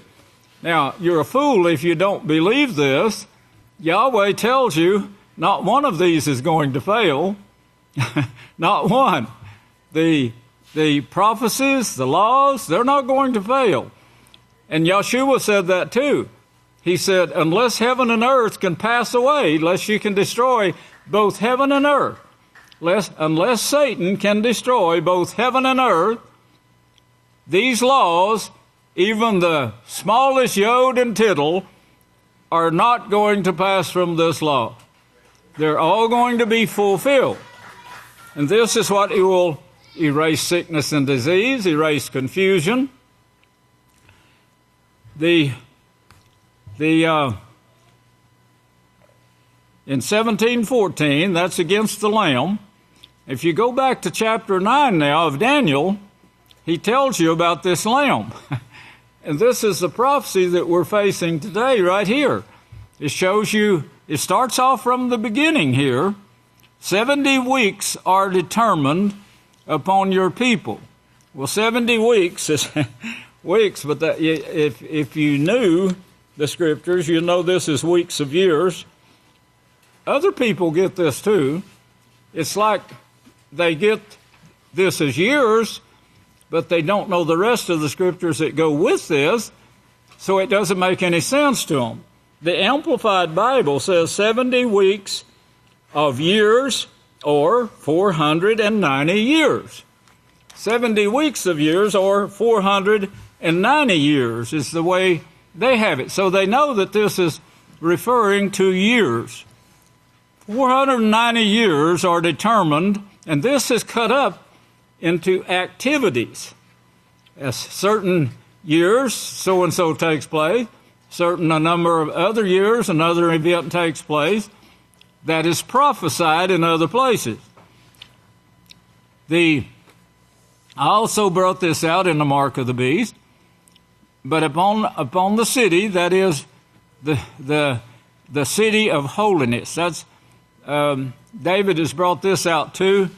It's not the place, it's not the buildings. That's not Yahweh's city. It's where the holy people kept the feast. They came together. City means gathering. It dates way back into Hebrew and what it means in Scripture.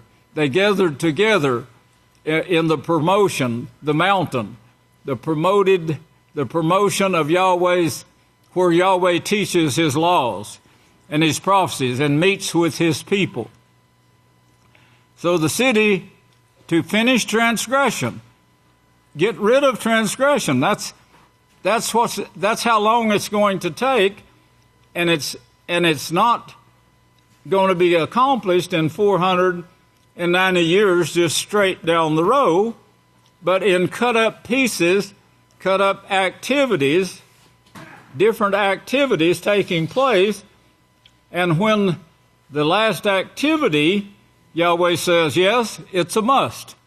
It is a must that this be accomplished in order to make an end of transgressions.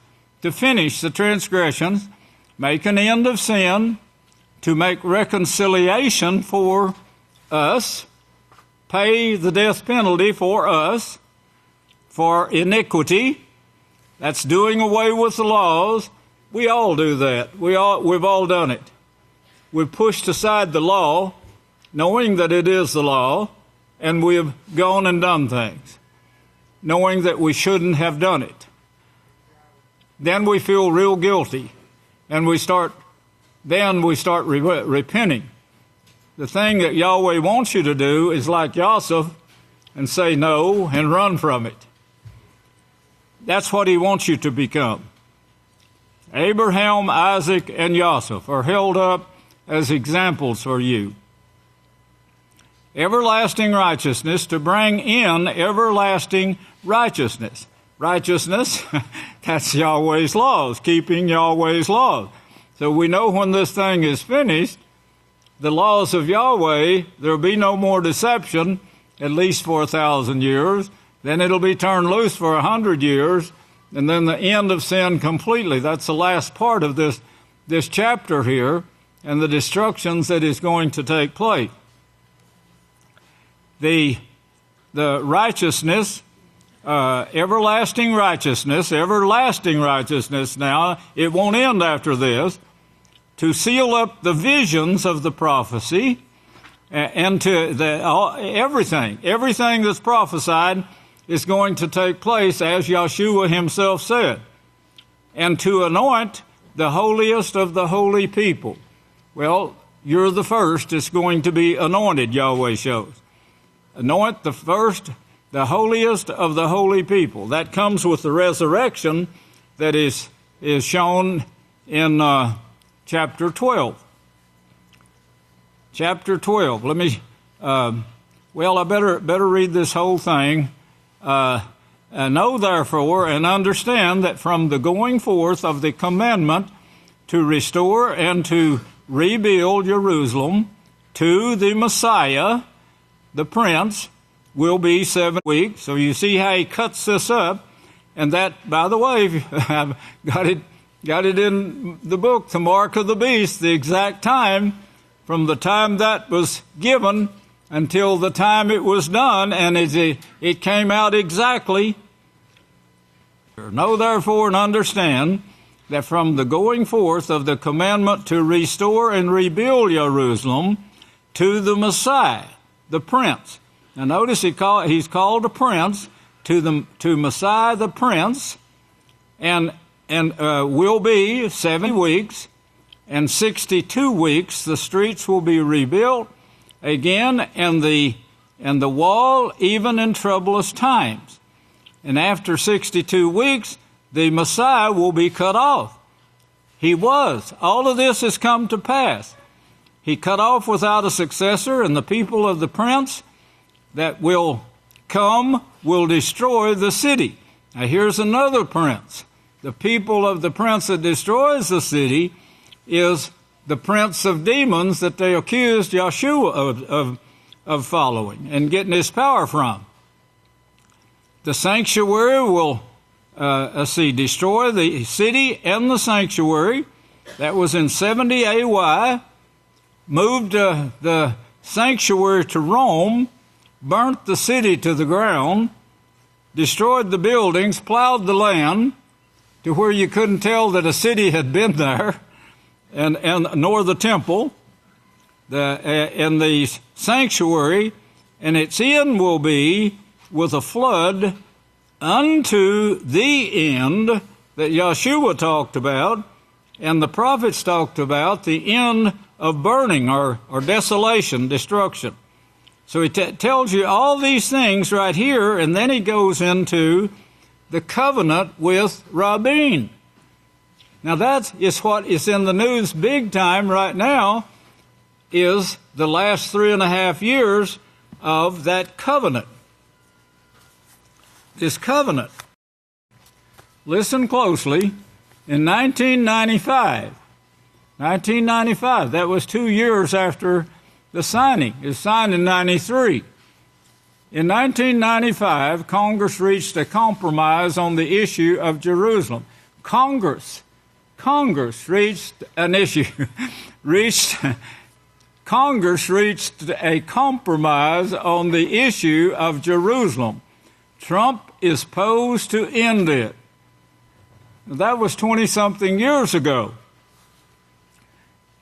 December 6th, 2017, 10 days before he was assassinated in Tel Aviv, Israeli Prime Minister Yitzhak Rabin gave a speech in Washington about the city of Jerusalem. Jerusalem is the heart of the Jewish people and a deep source of our pride, Rabin said in an event recognizing the 3,000th year of the city's existence. He says, in Israel, we all agree on one issue, the wholesomeness of Jerusalem. For as Jerusalem is not subject to compromise, and there is no peace without Jerusalem.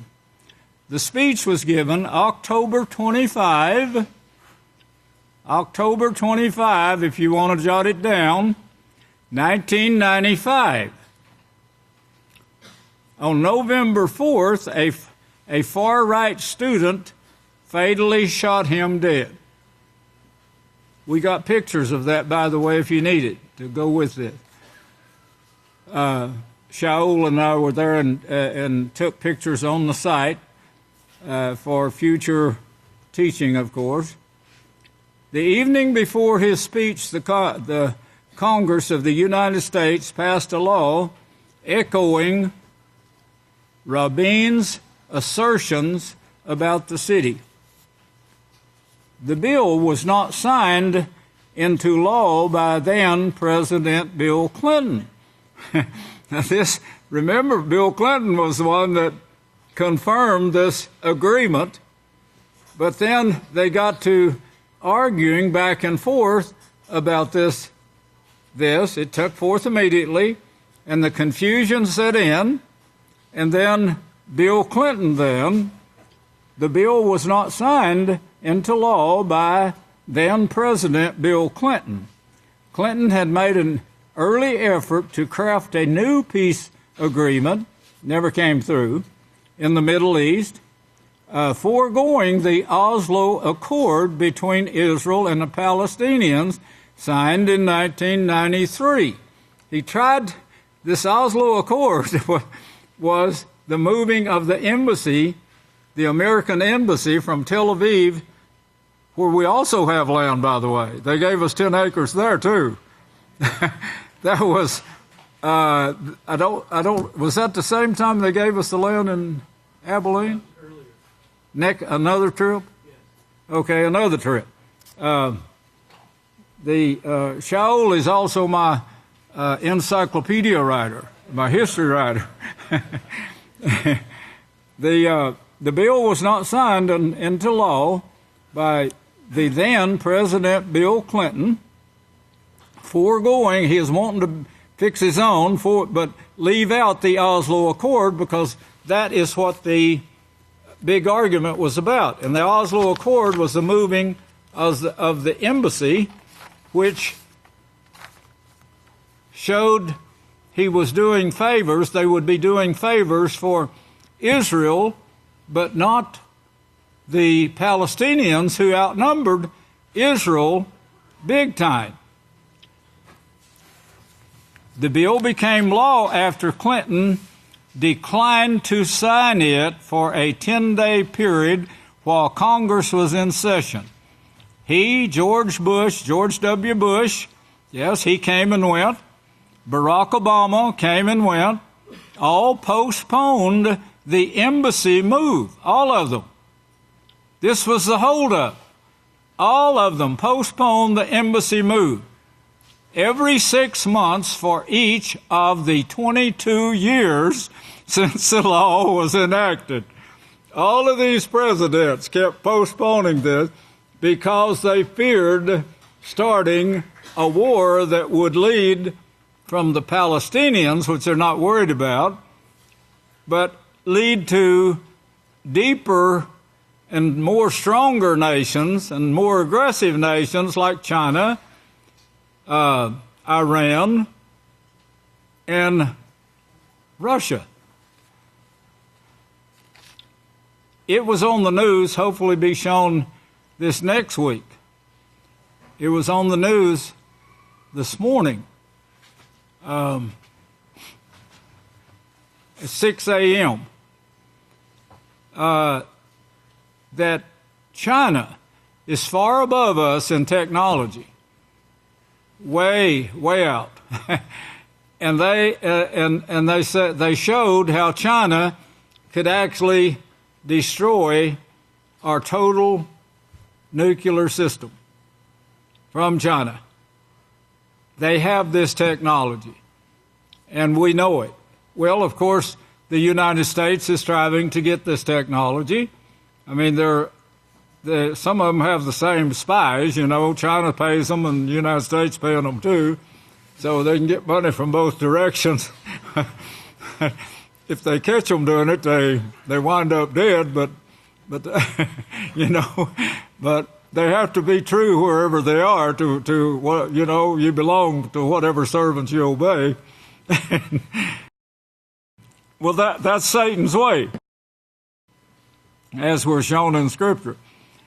Since the law was enacted 22 years ago, now 22 years ago, passing the law allowed Congress to demonstrate commitment to the issue while not forcing the president to act on it. You see all the complication that's in this right here? And the people that have the strings and they're trying to pull it and the other one's trying to pull back. This goes on constantly with thousands of our politicians who are mostly Catholic that is trying to bring through what the Vatican desires, and that is for all nations, Revelation 13, all nations to be like the first beast. This is what it's striving for. All these things you see on the news right now, that's what it's for. Over the course of time in politics, these are your priests that I just got through telling you about now. Over the course of time, they call it politics. This was the priesthood set up and shown in Genesis 10 that would be set up. Then it was set up under Moshe. Moshe gave them the right way first, and they rejected it. So Yahweh said, let them go their way, and this is what you'll have to do. Well, Yahweh's plan was going to be carried out no matter which way they went, but he gave them the opportunity to have peace. They went the other way, and that was thousands of years ago now, and as Daniel 8 says, in the last days of these kingdoms, these four kingdoms, when sin has reached its peak, in the minds, in the brains of everyone alive right now, we have a build-up that I know that Yahweh had to inspire this for certain people that he was calling into this work to not be affected in some ways. If you remember, the prophet Jeremiah said that if Yahweh hadn't left us a remnant, we would have all been like Sodom and Gomorrah. Get this letter that I just wrote. I think Benya will probably have it out this week. Not just Benya, the whole crew. We have a big crew working in printing. But get this letter, because it shows you the complications, the complicated system, how sin has built, and it's causing other things, but it's causing confusion big time to where they can't think ahead, like building a moon. to knock out the moon that's in the sky that Yahweh gave us to raise our food, to totally bypass that. Don't even think about that. Don't think of the laws that go with it. This is some of the confusion. Build bigger weapons. Now, that's like one gang had knives, so the other gang said, well, let's build some bigger knives. Let's call them swords. See, well, that'll certainly put us ahead. And like these people don't have sense enough to look at the sword and build another sword. Well, this is a confusion you see today, but their technology is reached into the heavens, and their brains have gone the other way, and you've got like a bunch of, I said when I was 12 years old I was an idiot, and I finally grew out of it, but I think it was a few years.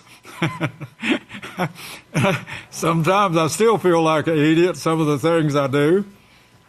But these scriptures are factual. And Yahweh, He's the one that governed the ones He called.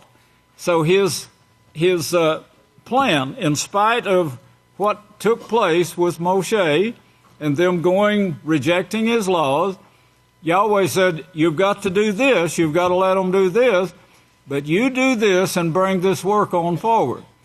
Well, in Abelin, you saw the answer.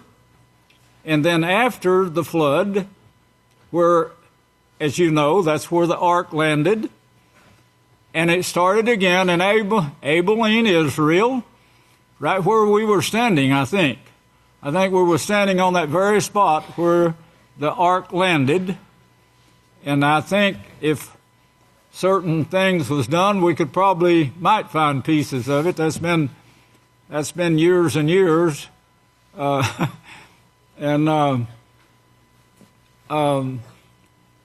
If you understand how Yahweh, I hate to take time for this, but if you understand how Yahweh made the earth, He actually made the earth to clean itself up, take care of filth. That's what screwworms are for. That's what smaller bugs than screwworms. But I was telling someone yesterday about a wood lizard. A wood lizard, he eats mesquite bugs.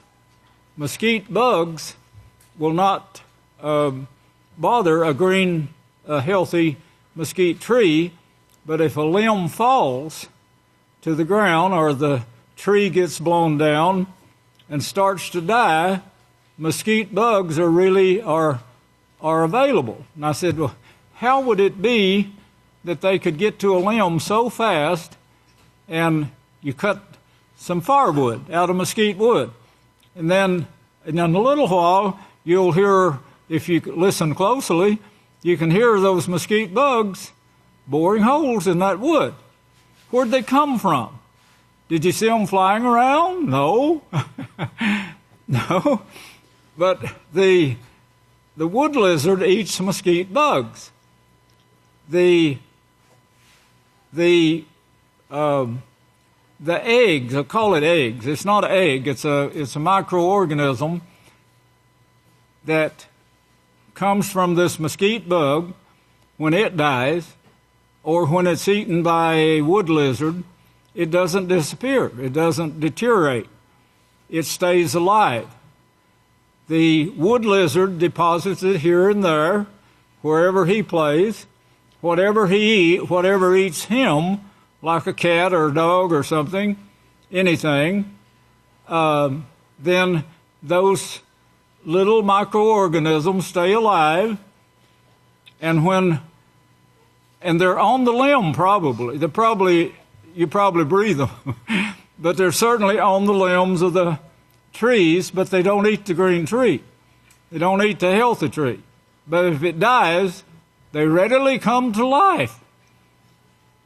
The minute that tree dies, they readily come to life and they start eating and growing. Now, you couldn't see it. You couldn't see these without a something that would enlarge them 2,000 times or more.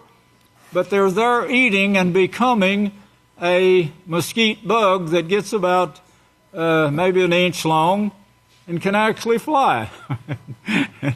And when it dies, wherever it dies, it leaves his evidence that cleans up the earth. I don't know what else he cleans up besides mesquite logs or mesquites that die, but this is the complicated body that we have. So when you sin, Yahweh said, don't sin, because this mesquite bug is going to go into your body. It doesn't say that, but this is a comparison, of course, that this mesquite bug, these microorganisms, is going to go into your body, and they're going to start causing death. And then over the years, this thousands of years, Daniel said that sin will reach its peak in this time period right now that we're in. This is the generation of the nuclear bomb. And Daniel said in this generation, the quartet, in the last days of the quartet, when the quartet is formed, that was 2002, I think, or 92. I can't remember, 2002, maybe, somewhere along there. Anyway, it was formed. It was spoken of by Daniel, but it wasn't formed until these last days. And at that time, in that generation, sin would reach its peak. Now, that's getting pretty precise with the prophecies. But this sin buildup is what I want you to see. All of these mesquite bugs, if you want to call them that, from thousands of years ago, have multiplied in the human body year by year by year by year by year. And every sin makes them multiply more, get bigger, get stronger, get different, develop muscles, big muscles, powerful equipment to eat the wood, eat the body, if that makes any sense to you, the scenario there. Well, in 2012, he praised a pro-Mitt Romney. This is Donald Trump. He praised a pro-Mitt Romney ad that supported then candidate Romney's declaration that Jerusalem was the capital of Israel. As Trump campaigned, now he didn't see this and hear Romney and say, hey, I'm going to build the temple, or I'm going to move the embassy. No, these orders were in progress long before that. And the Catholic Church went there. They sent workers. I remember articles years ago where the Catholic Church is sending men there, and they would have meetings, and they'd say, this is law. It was signed by the President of the United States. It was signed by Rabin. We want this to take place. This was the Vatican sending priests to Israel. Well, Trump is the one they chose. He got interested in Romney's speech. Well, that might have stirred his interest, but his plan was already lined out. It's been lined out for years. 4 presidents, I just told you, read to you. 4 presidents have come and gone there. 3 presidents. Clinton, Bush, anyway. Trump, as Trump campaigned for president, he made the same pronouncement in an interview with CNN on March 2016. He said that he would not only recognize Jerusalem as the capital. Why did he say that? That's his job. That's the commission given to him to do. I will not forget your words, he said. Anybody remember that? Hold up your hand. I will not forget your words. That's what he said. Remember? The Pope. He said it to the Pope. Trump said it to the Pope.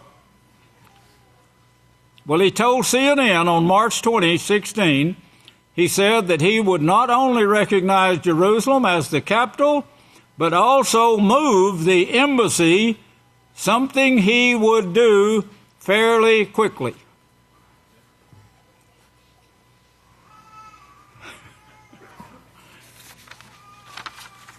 It was a setup. Now, time is up, but I'd like to get one more little bit in here so you can remember it. The opening of the U.S. Embassy in Jerusalem will close doors to America's key role in the Israeli-Palestinian conflict. They're thinking now they got it won, and that the United States will be involved. But this is May 14th, 2018. The U.S. consulate in Jerusalem. Since signing the Oslo Accord in 1993, the United States has been the primary negotiator between Israeli and Palestinian. Bill Clinton came closest to ending the conflict during a failed Camp David summit between Yasser Arafat and Ehud Barak in 2000. George Bush led the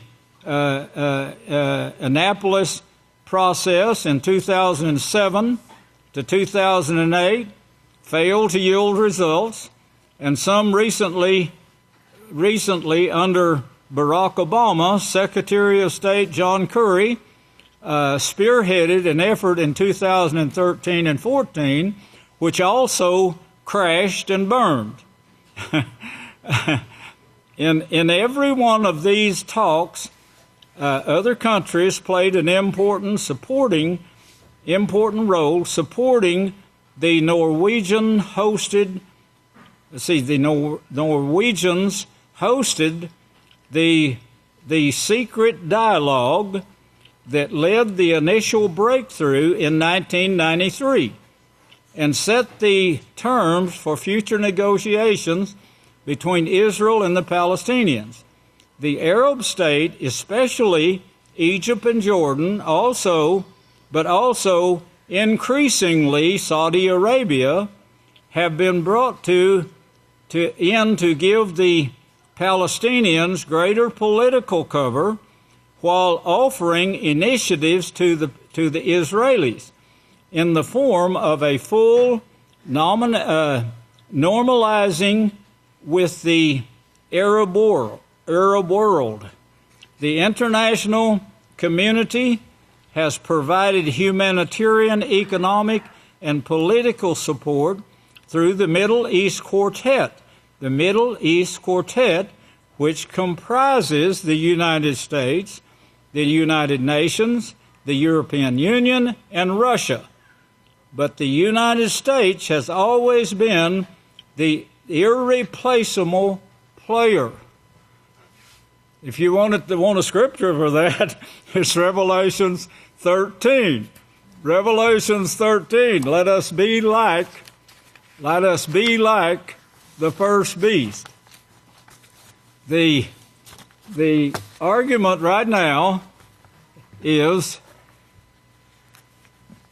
the plans right now, shown in prophecy, is to bring pressure on these nations that are not like the first beast. They don't want our form of democracy. This is what the Vatican calls it.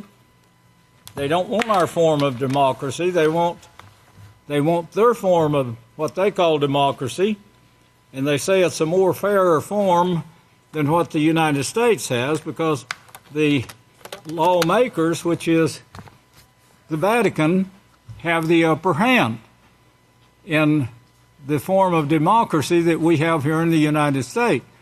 They pass any kind of laws that they want, and they still call it democracy. They got it right now to where it's been this way for years. They set it up in the beginning when the United States, when the Americas were discovered. The Vatican quickly moved in, started killing those who would not accept, come to their schools that they set up. They also set up courts of so-called justice. The prophet says there is no justice in them. Isaiah 59, there is no justice in these laws they're passing. Well, that's what the nations are looking at that don't want this democracy. They're saying this democracy is unfair. You pass the laws and you tell us to obey those laws. You have so many laws that there's no way you can keep these laws. You keep one law, you break another one. We learned that when I was on the police department. That was one of the first things they taught. You can't enforce every law. It takes experts now to figure out what category a law stands, and of course, to try to enforce one law, you would be breaking another law with someone else. So what we had to concentrate on was the city's laws. The city's laws in Abelin. We'd concentrate on just the city laws. Forget about this other, they said. And of course that's what we did. We had laws in Abelin too that, like, you can't keep a crowing rooster. That's still on the books. Can't keep a crowing rooster in Abelin. Yeah. Well, these are the little laws that somebody passed, because his mother was being woke up and he was a judge, and his mother was hating them stinking chickens next door. So, well, this is the way these laws are passed, see? Well, Yahweh's laws benefit everyone. They're the same for everyone, and that's the great difference, right? And that's the only thing that will bring peace. His laws will bring perfect peace. Remember that. That's what the house of Yahweh was created for. Yahweh himself created his house. He watched it for years before he ever put it here on earth. Now he's watching both places. But he's seeing it played out. The earth and the heavens will not be able to destroy them. Yahweh shows that he can stop it. He can actually put a stop to it.